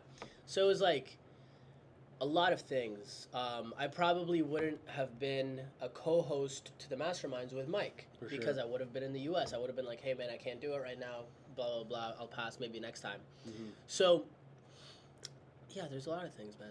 There's a lot of things. So I guess as And we who kind knows? of... Maybe you and I wouldn't have been friends. Oh, no And chance. how sad would If have you were that in been? Indiana, I wouldn't have even known you. Yeah. I would have just heard about you some stories in high school from Justin. you know? Exactly. You'd be like, oh look, my friend, on stories and shit like that. But Exactly. No, so right now, before we kind of switch into like high ticket, get Yep. into a little bit more mindset stuff, if there's someone watching this who wants to start wholesaling, do you have any like 3 pieces of wisdom that you'd want to share with somebody 16, 17 years old, really looking to get into it? What would you say to that guy? I think door knocking is by far the best thing that you can do to start off, especially if you're young. It's the fastest way to get a deal. It's the fastest way to get comfortable talking to strangers. It's the the best deals are always face to face. And you'll build so many character traits going door to door and doing that. Especially if you live in the U.S., you can just get lists of properties to door knock. The other thing is always learn. There is a gazillion wholesaling gurus online. Like, you could find everything for free on YouTube. Like, it's not that difficult. Pick one that you resonate with and solely focus on them because they all give different pieces of advice. And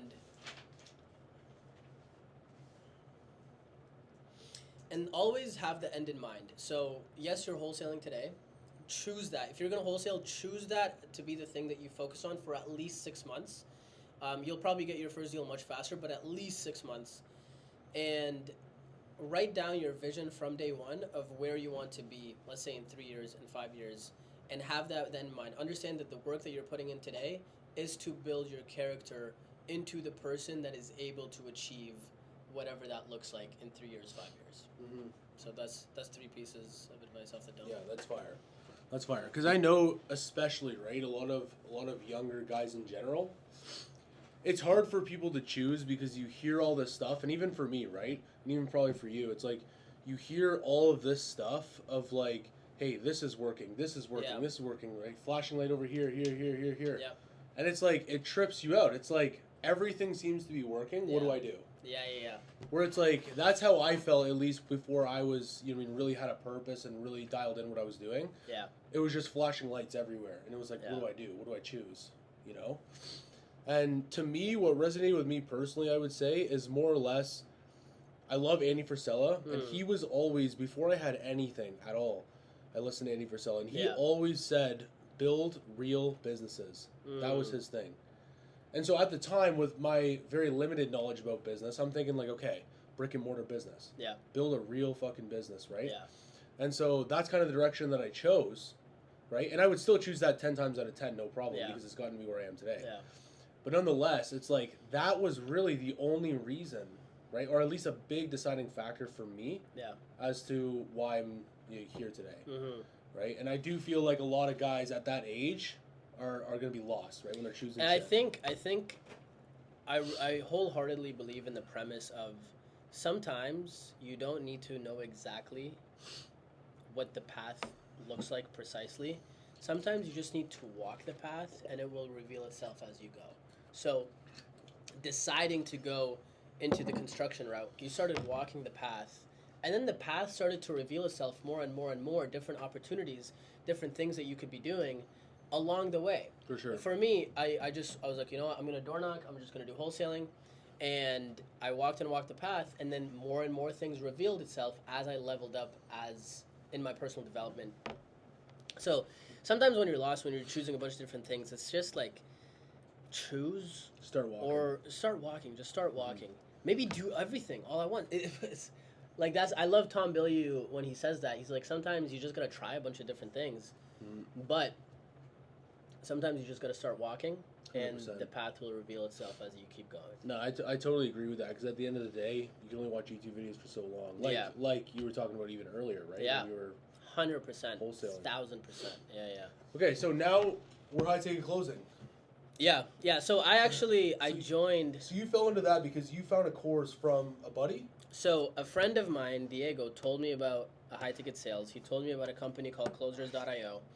And then Closers.io, he apparently applied to be part of their pipeline.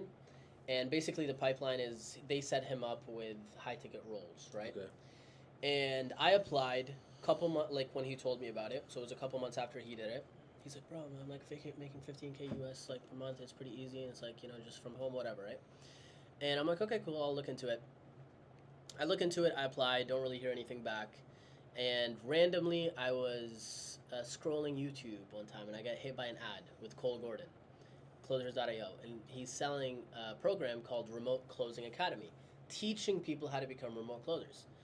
And it was one of those funnels where it's a low ticket item, so it's $1,000 right then and there. I was like taking a shit, and I was like, nice. It's like, okay, $1,000 credit, or like I think my credit card autofilled or something, or no, it's Apple Pay or whatever. And I was like, okay, boom, got it. And then that program was called 30-Day Closer. And then they got me onto like a group call with people. And then they're like, okay, if you guys book this call and he'll give you some advice on what to do. It was a 15-minute call. Now that I understand the business a little bit more, that was a 15-minute setter call for the high ticket program to qualify me further. And then he booked me on the call. And he's like, I remember this clearly, and he's like, oh, it seems like you have a lot of clarity on where you want to go. I love it. The 30-day closer is great, but really I think where you need to be is Remote Closing Academy. You're going to get a lot more into it. So I'd love to get you set up on a call with Jared, and he can walk you through everything. And I'm like, listen, man, like, I don't want to waste Jared's time. I don't want to buy anything else. Like, I think I'm good with what I got right now. Let me just use this and then see where it goes. He's like, you know what, man, like, Jared's been doing this for a long time. Worst case scenario, he'll just give you some tips on things that you can do. And I'm like, honestly, fair enough. Okay, I'll take the call. Yeah. And he was smart because he also gave me a podcast with Jared being interviewed. And I listened to that before the call. So I was pre-nurtured a little bit more, and I knew a little bit more of Jared's story. And I kind of had him in like a higher status position, which is something you want to do before you get somebody on a call. So I got on the call. Within 42 minutes, he had closed me. And This is like including figuring out the payments, because I was paying them in crypto. It was like, and that was a complicated process. So it was fucking quick. And that was $9,800 total minus 1,000, so that was 8,800. And I actually did a payment plan, and but he's like, bro, you're gonna fucking crush. Like, you just come in, you're gonna crush. So that was April 20 something. May, I started a settle role for a real estate investing offer, and I was also in Colombia for a bit at that time as well. So I took a couple weeks off, and then was that the job where you had to like make the video to apply? There was a lot of them that are like that. I don't know. Justin showed me one that he also applied for. It was like you and him both applied for that. That was the one? wholesaler. That was it? That was the old ass wholesaler. Oh shit! Because I remember I seen you. I was dead when Justin showed me the video. That was my wholesale application. Dude, that's hilarious. Bro, I was like 20 at the time. Bro, that's like fucking 19. jokes. I think it was 19. Yeah. My crazy hair. How old you are now? Sorry. I'm 25 now. I'm 25. But I feel so old. But you bought May, it? May I get my first set of roll, and I got it through their pipeline, so they were able to help me out with that. Nice. I crushed. I quickly became the number one setter on the team, and then August I joined Pace Morbies. I bought Sub 2 way back in the day. I joined his company Sub 2 as a closer, and this was actually pretty slick. And again, this goes back to actually I want to tell this story.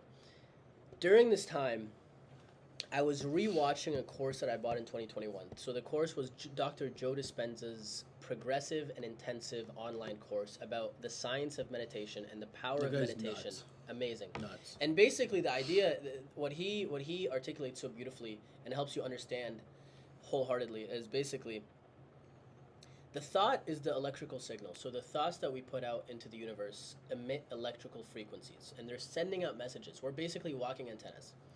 So if I want something in my life to manifest, one of the ways to do that is basically you close your eyes, you relax yourself, and you relax your body. Now, the reason that you relax your body from head to toe first is because that puts you into alpha brainwave pattern. Alpha brainwave pattern is basically the gateway to the subconscious mind. It's a way for you to communicate with the collective consciousness. Same with theta. And you get into those when you're very, very relaxed. Not when you're overly thinking. Like right now, you and I are probably in low-level beta. If we get relaxed even more, we can get into alpha as we're having a conversation. You can still be in alpha as you walk through life. It's just most people are in beta. But you relax your body, and then you send that frequency, that thought into the universe. And basically what he would have you do is you would write out the thing that you want crystal clear, right? Goal, whatever, right? So for example, I wanted a role at a great company that paid me amazing money for a product that I really believed in, with lots of freedom, somewhere I can learn lots, blah, blah, blah. And then he would write a letter at the top of the page, and then you would really bold that letter. So for me, I knew I wanted the Sub 2 role. So actually, I think this was before I knew about the Sub 2 thing. I just knew I wanted a role. Let's say, for example, the letter is an S. So I have a bold S, and I know that S represents this goal that I want to materialize. So then what I'll do, I'll relax my body. Also, before this, you want to think, okay, once I hit this goal, what are the emotions that I'm going to feel? What am I going to feel once this has already taken place? Like right now, what would I feel? So just so everyone understands this, you're basically writing out your goals. Yeah. You pick a letter. Yeah. You bold the letter at the top. Yeah. And you also write down the emotions that you're going to feel when thinking about this. Yeah. Well, you feel the emotions that you're going to feel when this has become a reality. Okay, got it. Yeah. So if my goal materializes, what am I going to feel? Okay. Most likely, I'm going to feel grateful. I'm going to feel unstoppable. Cool. I'm going to feel expansive. And are you writing those emotions down, or are you just trying to feel them? No, I'm writing these emotions down. Got it.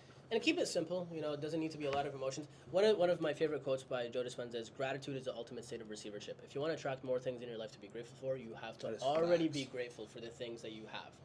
And you have to be grateful for your goals before they happened, as if they have already happened. That's inception. But you close your eyes, you relax your body from head to toe. So he does this in a long time. Like this, he does this over 20 minutes, but really you could do it pretty fast. And just place your awareness, different areas of your body. Relax. And then I flash that S, and I'm sending it, and I feel it go out there. I'm flashing that bold letter, right? And then I bring the emotions and I feel the emotions. I'm like feeling grateful. I'm feeling expansive. I'm feeling unstoppable. I'm feeling in love with life. That's one of my favorite ones. In love with life. And essentially what he says is the thought is the electrical signal. You're sending that signal into the universe. The emotion is the magnet that pulls it into your life. It pulls that event into your life. So I was doing this when I was getting into high-ticket sales. I was doing this very intentionally and very consistently. And when I analyze periods of my life where they just go amazing, I'm doing this on a consistent basis. How often are you doing this per day? Like once a day. Once a day, okay. Yeah. But like I'll be drinking some water. Like for example, I read a book on it's called The Energies of Life, something like that, but it was the 7 chakras, like the different energy centers that you have in your body. Mm-hmm. One of it was like drink a glass of water and just close your eyes and feel that water come down your throat and really be grateful for that. And I remember Mike Nowicki, when he was in the wholesale house, he told me like his friend who was Indian, and whenever they would go to their house, their mom would always be like, hey, eat without watching anything and just like really be grateful for the food. So yes, you could do stuff like this, but also when you go through life, you can be grateful for little things. Like, for sure. One of my brothers, and we didn't really touch upon this, but one of my brothers passed away in 2019, and he had like a disability growing up. Which is crazy because I actually went to high school with him and knew him. Yeah, that's wild. And I didn't even know you at the time. Yeah, I know. That's nuts. Know. What a small world. But he was in a wheelchair, and his legs muscles in his legs deteriorated over time. So growing up, I was just grateful I was able to walk. Like, I could go to the gym and hit legs. And I knew he wanted to come to the gym with me, but he couldn't. And it was like, so yes, this is great, and 1000% do this, but you could also just walk through life being a person who's grateful for life, and just that is your default setting.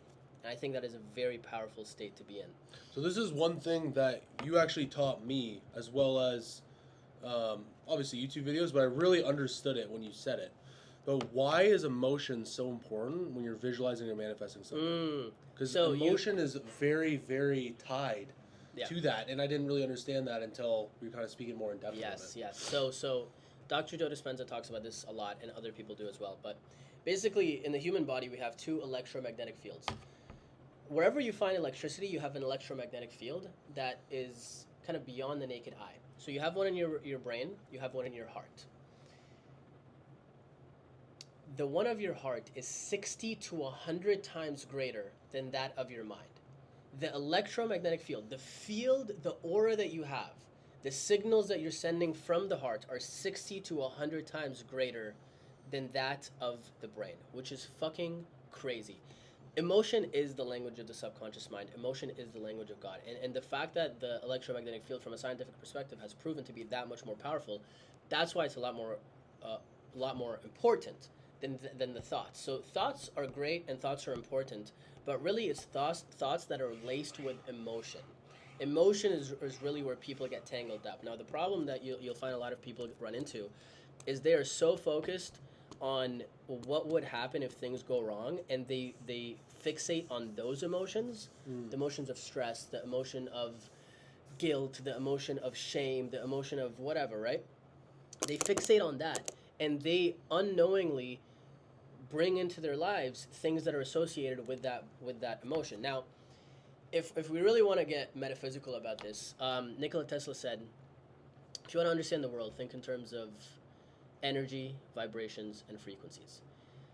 Thoughts resonate on a certain vibration. Emotions resonate on a certain vibration. So gratitude resonates on a certain vibration. Guilt resonates on a certain vibration. And Dr. David R. Hawkins actually mapped this out in the map of consciousness in his book called Power versus Force, where you have emotions that are calibrating at less than 200 being literally destructive and don't worry about the numbers, but emotions at a certain level literally being destructive to life, meaning they can induce illness if you're in those emotions for too long.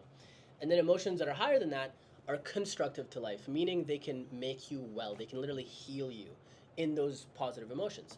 And essentially, one of the laws of the universe is like attracts like, meaning like vibrations attract like vibrations. Gratitude attracts more gratitude. And you can think of this in terms of people, circumstances, and conditions. So if you want to have a desired reality manifest in your life, it's important to think of how are you going to feel once that desired reality has come to fruition. And then another law of the universe, you can't have what you don't already have. You want to bring those emotions into the here and now. A lot of people, I heard Naval Ravikant say this, which is basically desire is a contract to delay my happiness for a future time. It's like you can want things in life, but you don't necessarily have to need them, because everything, every goal that we have, every desire that we have is really just a vehicle for an end emotional state. So let's just cut the goal, forget about that for a second, focus on the end emotional state, bring that into the present moment, live in that state today, and then still take action towards that goal. That so is essentially what you're saying there. You gotta detach the emotion and the goal with each other, so you can strictly feel the emotion without actually physically having the goal. Yes, that's beautifully said. Okay. That is beautifully said. So basically, detach from the outcome.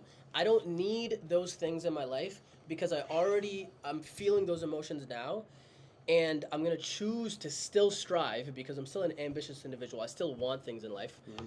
But I'm going to understand that if I operate from this state of being, and state of being is basically how you think and how you feel. If I operate from this state of being, it is a much more resourceful state. Meaning I will attract people into my life that are going to help me to get to that goal. I will attract events into my life that will help me get to that goal. I will attract circumstances into my life.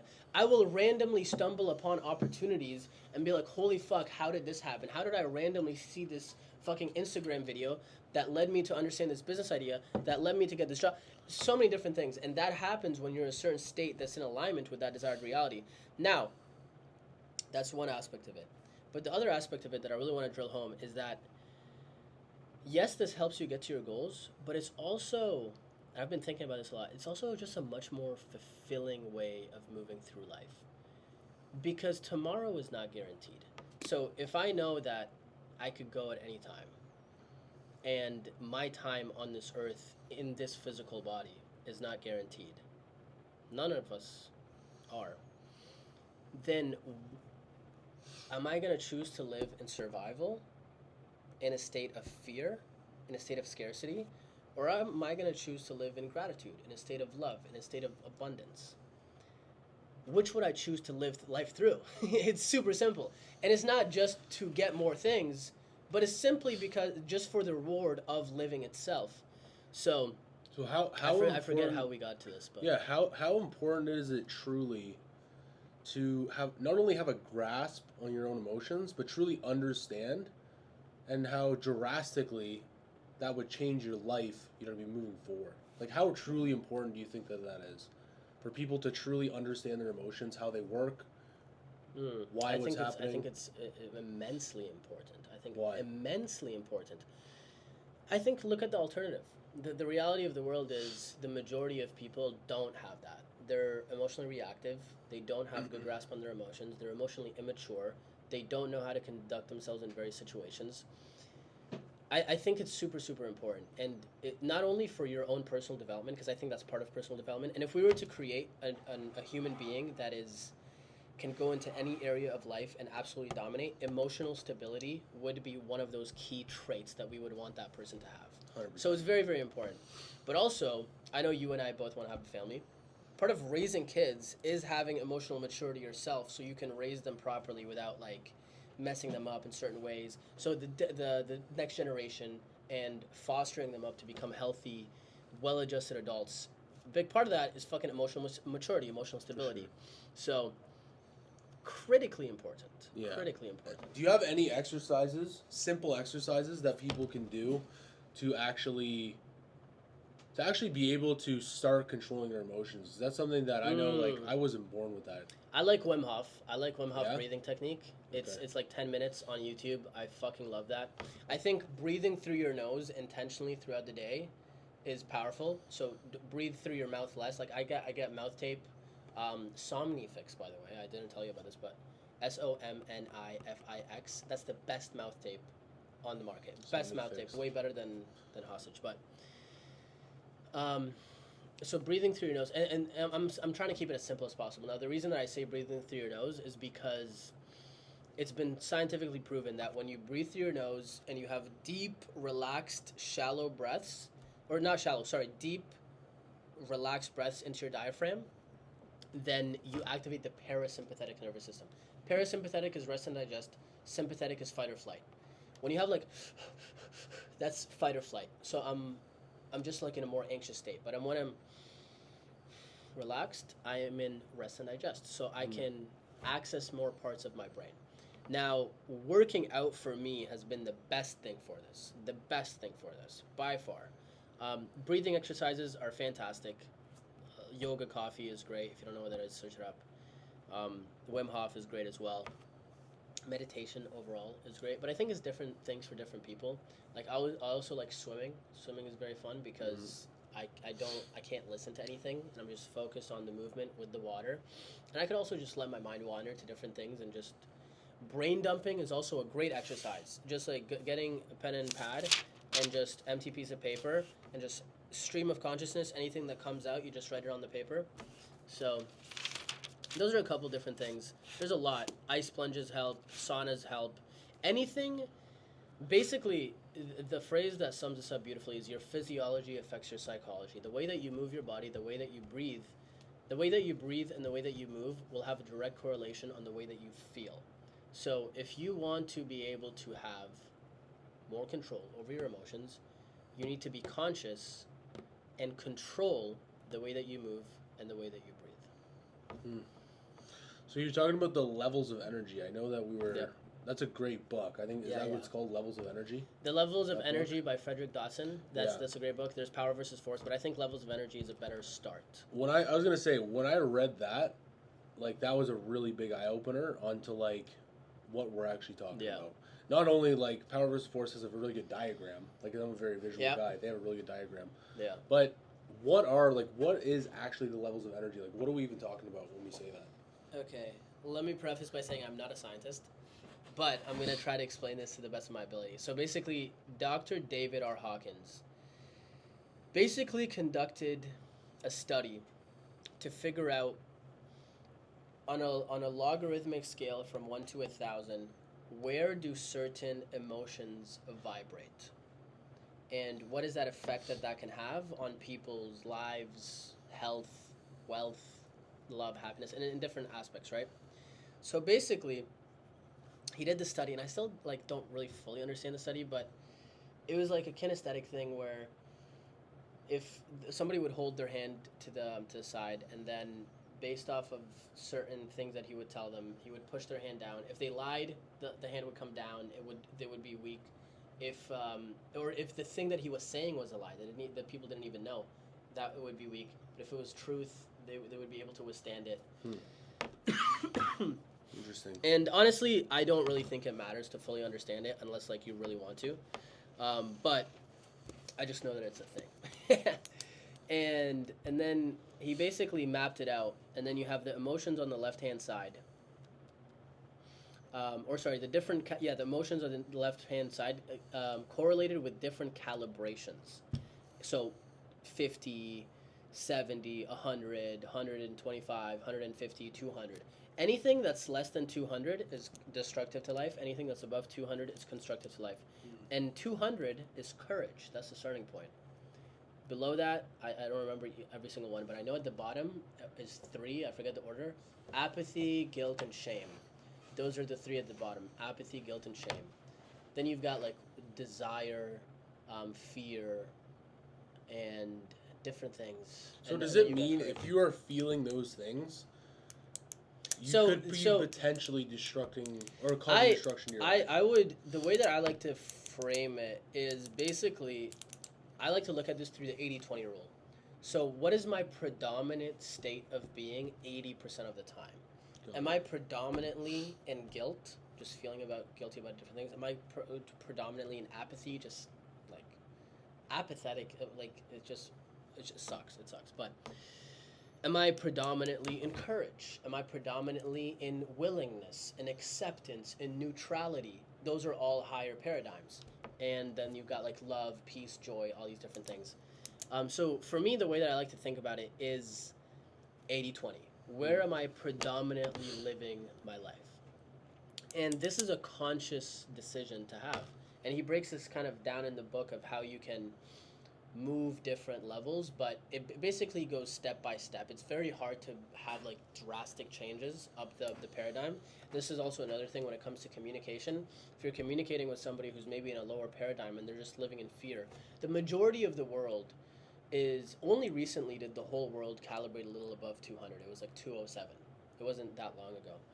But the majority of the world in different aspects or in different areas lives mainly in fear. And that's because of the news is a big part of it, and just the things that people are fed about. Oh my God, the economy this, the economy that. Like, just think about the news during COVID. That was all fear, fear, fear, fear, fear, fear. Mm-hmm. None of it is like acceptance. It's like, hey, this is or willingness. Yeah, 100%. It's none of it was that. But or reason. Reason is another one that's up there.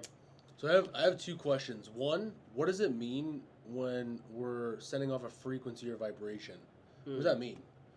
Like, what does that actually mean if we're sending off frequencies or vibrations? To someone that knows absolutely nothing about that, what does that even mean? So, everybody has a field around them, and this is proven, scientifically proven, also known as your aura. Mm-hmm. That aura has certain traits associated with it based off of how you think and how you feel. So, think of it similar to an antenna. So, like, an antenna on the top of a car, how does that actually like play things in your radio, right? Or the satellite, back when satellite cable TV was a thing. Mm-hmm.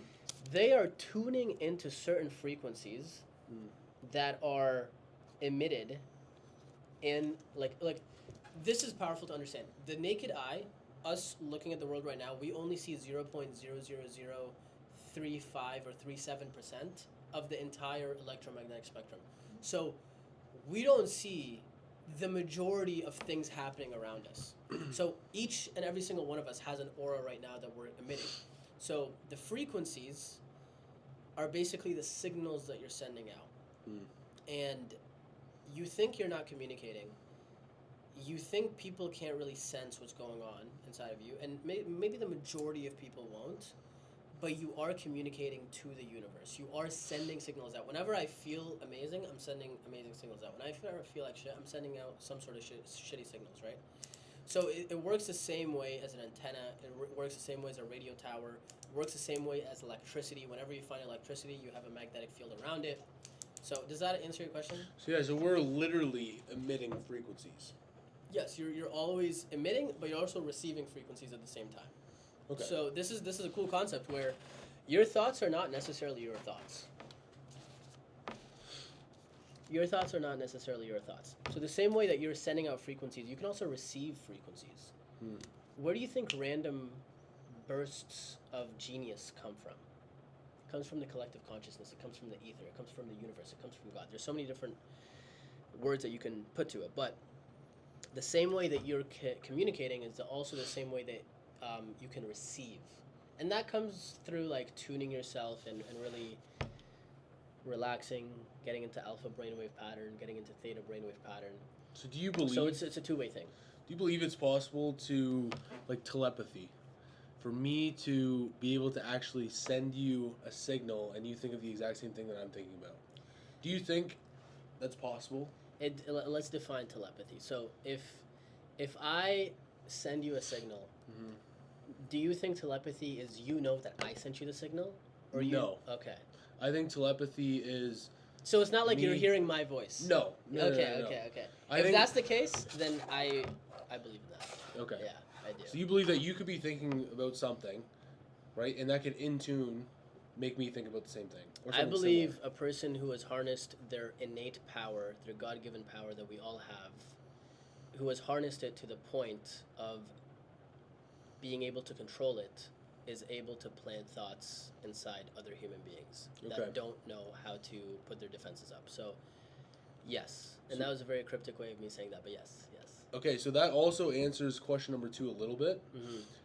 But how important is it to hang out with people either on your frequency or higher than you? It's super important. And what would happen if we start to hang out with those 200s, 150, 100? Because a lot of these guys that are watching this right now, I guarantee you, are 15, 20 years old. Yeah. A lot of them. Yeah. And they're at that level, you know. I think what I would focus on at that point is just being the person that I would want to hang out with. So I wouldn't focus too much of, okay, this guy is like fucking 198. I don't know if I want to be with this guy. This guy's like 60 fucking 7. It's like, you're not gonna know that, first off. But I would more so focus, am I the type of man that I would want to hang out with? And then based off of you living your life that way and you reaching that level, you will naturally attract friends on that same vibration, on that same frequency. Now, I still think you need to be very conscious of the people that you hang out with and you spend time with. And you should definitely cut people out of your life that don't serve you in the sense of making you a better version of yourself. If they're just holding you back, you're the average of the 5 people you spend the most time with. So it's very important that you're conscious of that. But I think it's more important to focus on yourself and focus on becoming the person that you would want to hang out with, becoming the person that other people on higher vibrations would want to hang out with. And also understand that because of the internet, because of AI, Alex Ramosi said this, but he was like, it's, yes, you're the average of the 5 people you spend the most time with, but really you're also the average of the 5 content creators that you consume the most of. You're also the average of the 5 ideas that you entertain the most in your head. So because of the advent of the internet, of AI and all these different things, you also have access to people that are much, much further than you. So making sure that you're feeding your mind, you're feeding your soul, you're feeding your body with amazing nutrition. It's different for each one, the body, mind, and soul, but good content, good food, good emotions, and just doing that consistently, because garbage in, garbage out, for sure, and vice versa. And that's one thing too that, like, I say that all the time to like my guys who work for me, right? Is like, don't take it so literally as the 5 people you hang around are who you're gonna be with, because that's not the case, right? Yeah. It's really, what are you bringing in your body? What are you letting come into your ears? What are you actually letting in your body? Yeah. What music are you listening to? What podcasts are you listening to? Yep. Who are you hanging around? What are you eating? What are you drinking? All of it matters. Yeah. You know what I mean? Because it's like an equilibrium. If something's off balance, that's going to have a drag. Like, there will be drag. 100%. Do you know what I mean? So it's not necessarily about the people who are in the room, more or less about throughout that 24 hours that we all have, what are you doing with those? Yeah. Who are you allowing into your head? And who are you allowing to control your beliefs, more or less? Yes. Right? Yes. Beliefs are powerful, bro. Yeah. Beliefs are powerful. Should we get into that? Where were you going to go? Did you have anything else, or did you want to go straight What's into that? belief? Did you have anything else that you were going to... The last thing that I was going to ask, honestly, was to anybody looking for remote closing, because I know that can be pretty lucrative. Yeah. Right? What would you say to those people?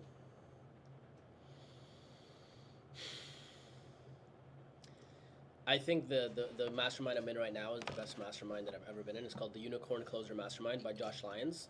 Where can they find that? Unicorncloser.com. But you could also just search up Josh Lyons, Josh Lyons, and just check him out on YouTube, check him out on Instagram. He's a fucking monster. And I really like the way that he frames it, of you want to have the internal mastery dialed in first, and then you want to have the scriptless selling. And this is something that I learned as I went through, and I kind of intuitively knew. It's like, when I'm learning all these different scripts, I'm like, this just doesn't, it seems kind of off. I'm like, I know I'm better at just having a conversation if I'm just not tied to a script. But sometimes you can get lost, and a script can help you stay on track.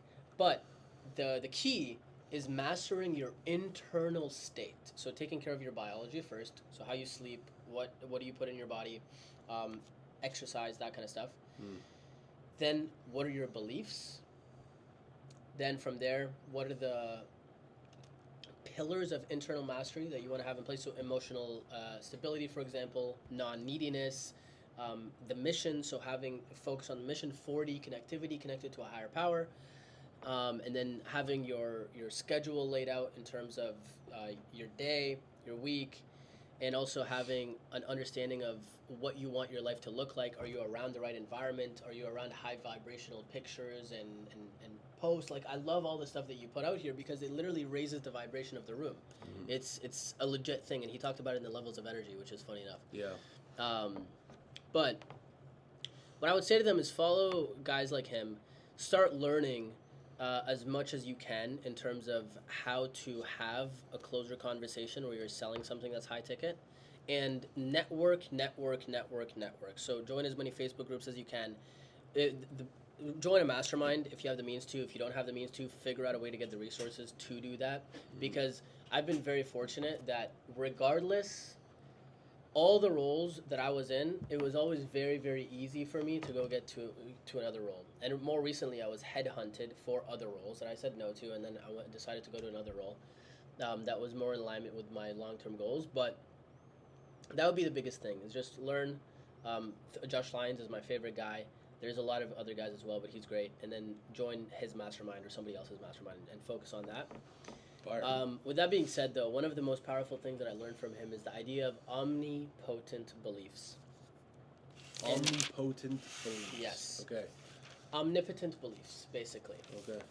And the idea of these beliefs are basically, beliefs are basically how you choose to perceive the world. What do you believe to be true about the world?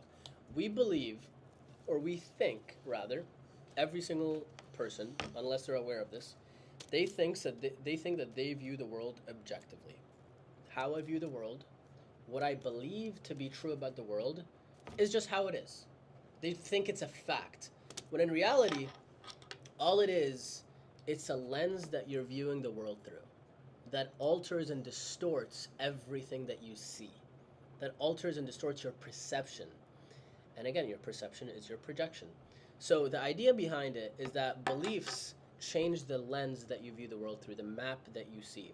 And it's very important as a person who wants to live up to their full potential in life, to be intentional with making sure that the beliefs that you choose to adopt are empowering and serving you and not disempowering or holding you back. Now, he breaks it down in 4 different phases. So he's got faith, family/relationships, finances, and fitness. So real quick, just define the difference between a normal belief and an omni-belief. What is the difference?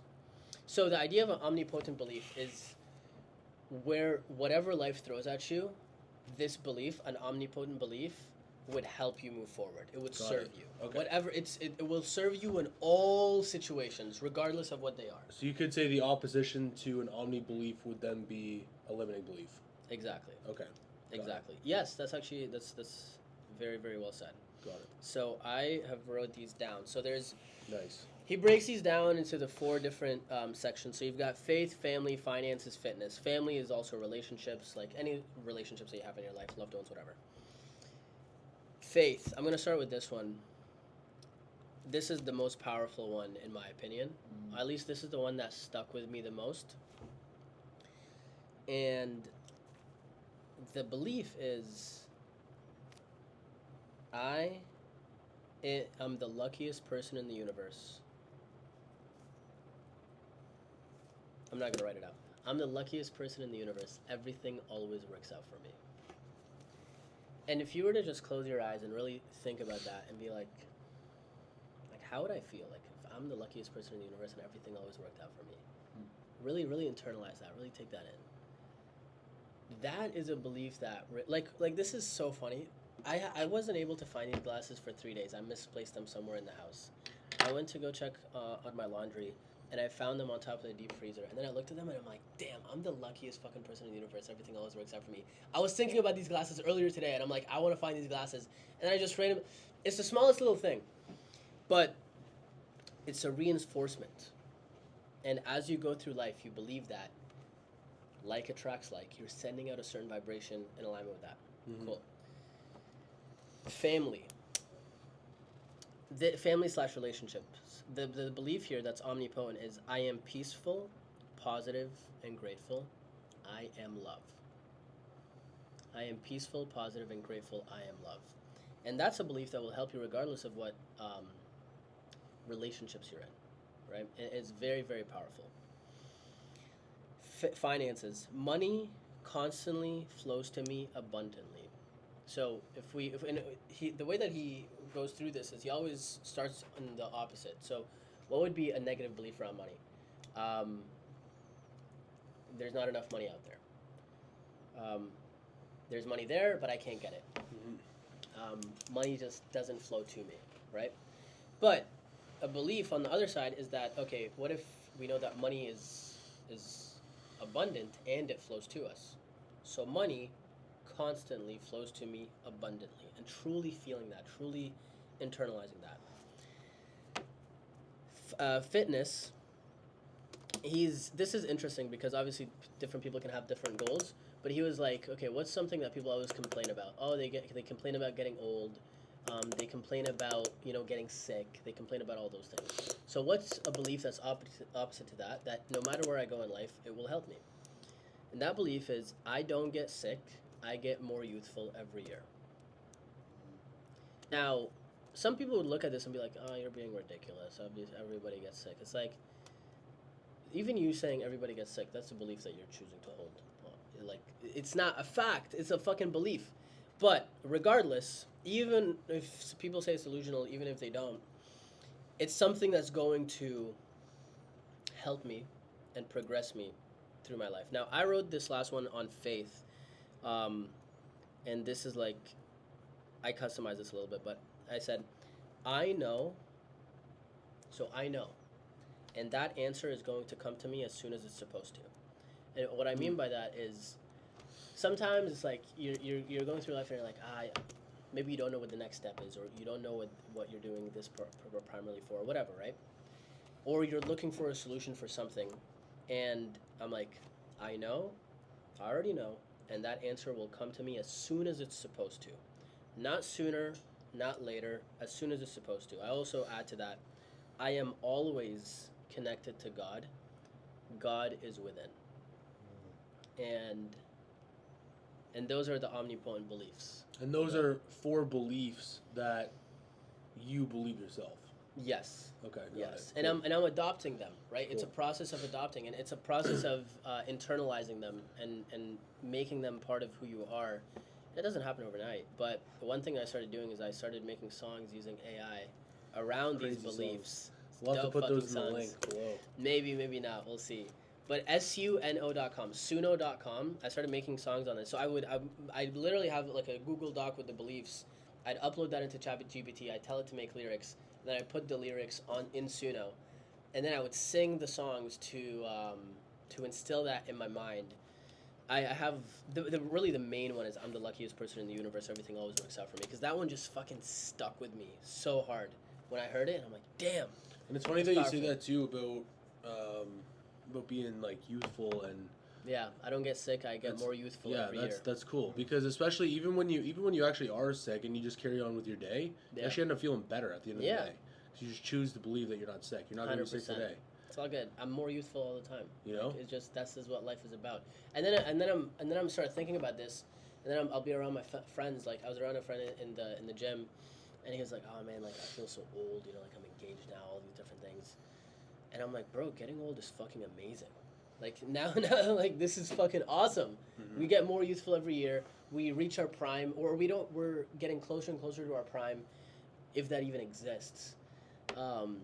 So yeah, man, this is the stuff that I love. Really, the mindset piece to it, because I think it's universal. You can take it with you in any industry, any country, any language, any human being on this planet, and if you were to improve in that area of your life, every single other area benefits as a result. I really like those. Yeah. Last thing that I do want to go over though is, how do you actually build belief without having done anything yet? Because you have to go do shit. You have to put yourself in uncomfortable situations. And it depends what belief are we talking. Like, are we talking about building belief in ourselves?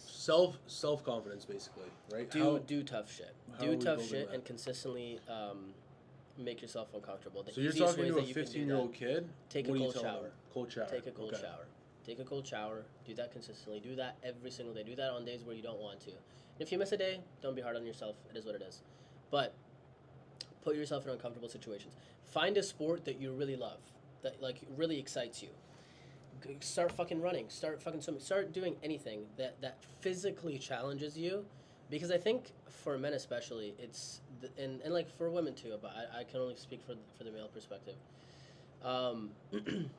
Physical challenges is one of the best ways to build self-confidence, and that's what I would do. Put yourself in some sort of sport where you really like it, and challenge yourself physically. Challenge yourself to get better. Challenge yourself to improve. Do fucking push-ups at home when you wake up. I remember doing random ab exercises when I was in grade 8 because I really wanted to get abs, and yeah, challenge yourself. Challenge yourself physically when you're starting off. That's the best way to do it because your physicality has a direct impact on your mentality. And then stack other powerful habits on top of that once the health has been something that you conquered, and that's something that's pretty much stable for you. Yeah, it's funny that you say that too, because Jay and I went out for lunch earlier, and that's literally what we were talking about. Was like, the gym is like a little foundation for success. Yeah. You know, like I truly believe like a telltale sign if someone's going to be successful in their teens is how hard they push themselves in the gym. Because that is a truly distinctive 100%. thing that you can't buy it. No one's going to come up to you and give it to you. Yeah. It's something that no matter what, you see a pretty big guy on the street, a motherfucker earned that. Yeah. You work day in and day out for the last 5, 6, 7, 8 years to get to look like the way that he looks. 100%. You know? 100%. I don't remember. I was thinking about this earlier today. I was talking to Jackson, and I was like, man, like, it's so powerful when you're a kid and an adult that you respect or that just looks cool comes and compliments you. It does something like internally to build that belief even more. And it just had me thinking, I'm like, okay, like when I'm around like family friends or younger cousins or whatever, I'm gonna make an intentional decision. And I don't have any kids, but I think if I were to have kids, this is something that would be very important. Make an intentional decision on complimenting them for putting effort into things and being like, good for you, keep going. Because that builds up. I remember when I was in grade 8 and I first started working out, there was this guy that came up to me. I was doing like tricep extension at the end of shoulders and arms. And he was like, bro, like, how old are you? I'm like, yeah, like I'm in grade 8. I'm like, whatever, like 13, 14 at the time. And he was like, bro, like I see you're working very hard, good for you. And that stuck to me to this day. And it builds more of that self-confidence, builds more of that belief. So I think as adults, that's also a responsibility that we should take on for the younger generation, is intentionally giving them compliments when they're not for things that they're born with, but for when they put effort into things. Mm-hmm.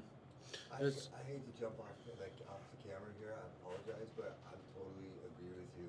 I don't know how many times I have kids that are your guys' age. This is my daughter, and I don't know how many times I've had my kids come up to me and say, "Hey, man, my buddy said that you went up to him and said keep grinding." Yeah. I've known Tyler since he was about 17 years old. Wow. And he was probably about 190 pounds around there. And look at him now. And I watched his journey in the gym since then, and I've came to him and said, hey man, keep grinding, keep going. And I've come up to random kids that know my family, and I've just come, it's all awesome. that full circle. That's awesome. You awesome. don't know how many kids in the gym that you said, hey man, you look good. Yeah. I do that, man. That's I'm awesome. twice your age, so bravo, man, for Thank saying you. that. 100%. And I was gonna say that's another thing too, that dude, like when I'm gonna keep it 100%. Like when I see fat people in the gym, I get fucking fired up, man, because I know what it was like to be like that. You know, Yeah. I fucking know how shitty it really is. Yeah. And it's like when I see those people, even like jogging on the road, put on my window and be like, fucking right, buddy? You know, whatever, 100%, right? man. And it's just like those little things, because I know for a fact, like Jay knows Sean as well, obviously. Yeah. And like that motherfucker took me under his wing, really. He's still my trainer to this day. That's your trainer, Sean. Yeah. And it was like, that was the guy that I went to that, he'd come up to me, fucking tap me on the fucking back, being like, looking good, buddy. Yeah. And then I'd ask him questions, right? And shit like that. That's so awesome. it's the small things, really small things. And when we talk about like these paradigm shifts and these turning points in our lives, that could be someone's turning point. You know what I mean? And I feel like with the knowledge that we have now, it's like, it's almost like due diligence. Yes. To go out there and make someone better today. Yeah. Like get out there and fucking make somebody better. Where do you think I met I Sean? love that. What's that, sorry? Where do you think I met Sean? The gym? Yeah. 100%. Yeah. Yeah. The That's kid's, crazy. 20 years younger than me. We're Wow. We're best friends. Yeah. That's He's awesome. a G, man. Yeah, dude. Have you Oh, ever geez. heard of something called the curse of knowledge? Oh yeah. Fucking Yeah. right, Dad. That's actually a very new concept for me. I'm pretty. Oh, maybe not that. I was gonna say I'm pretty sure you told me about that. Well, Where it's like I'm thinking this is what you're saying, right? But it's like you're not gonna be happy if you keep picking up these books. The more knowledge that you know. no, The I'm more- talking about something else. Okay, go ahead. So basically, let's say you're so enthralled, like you just dive straight into a subject, right? Mindset, for example, beliefs, whatever, right? Or building a business, whatever. That you know so much that it comes to a point where you feel like everybody knows this stuff. That's the curse of knowledge. Where it's like it's like, of course this is rudimentary. Everybody understands this, especially if you're in a little bubble of people that only study that thing. And this is something I had to like kind of like train myself out of realizing that not everybody knows this stuff. Not everybody is exposed to these ideas. And sometimes I'll feel like when I say certain things that I've heard so many times or that I've read phrased in different ways, I'm like, I don't want to, like, everybody already knows this, everybody has already read this. But then I'm thinking everybody has watched all the content that I've watched, they've read all the books that I've read, they've met all the people that I've met, which is kind of a ridiculous thought. Mm-hmm. So it goes back to what you're saying of, like, putting yourself out there and helping somebody get better in some way and realizing that not everybody is exposed to this. Not everybody has friends that are just randomly going to chill on a Saturday talking about fucking mindset. I was gonna say, like, even when me, you, and Justin, when we go and hang out, like, dude, like, even though we're just chilling and maybe, like, watching a podcast or whatever, like, we're constantly getting better.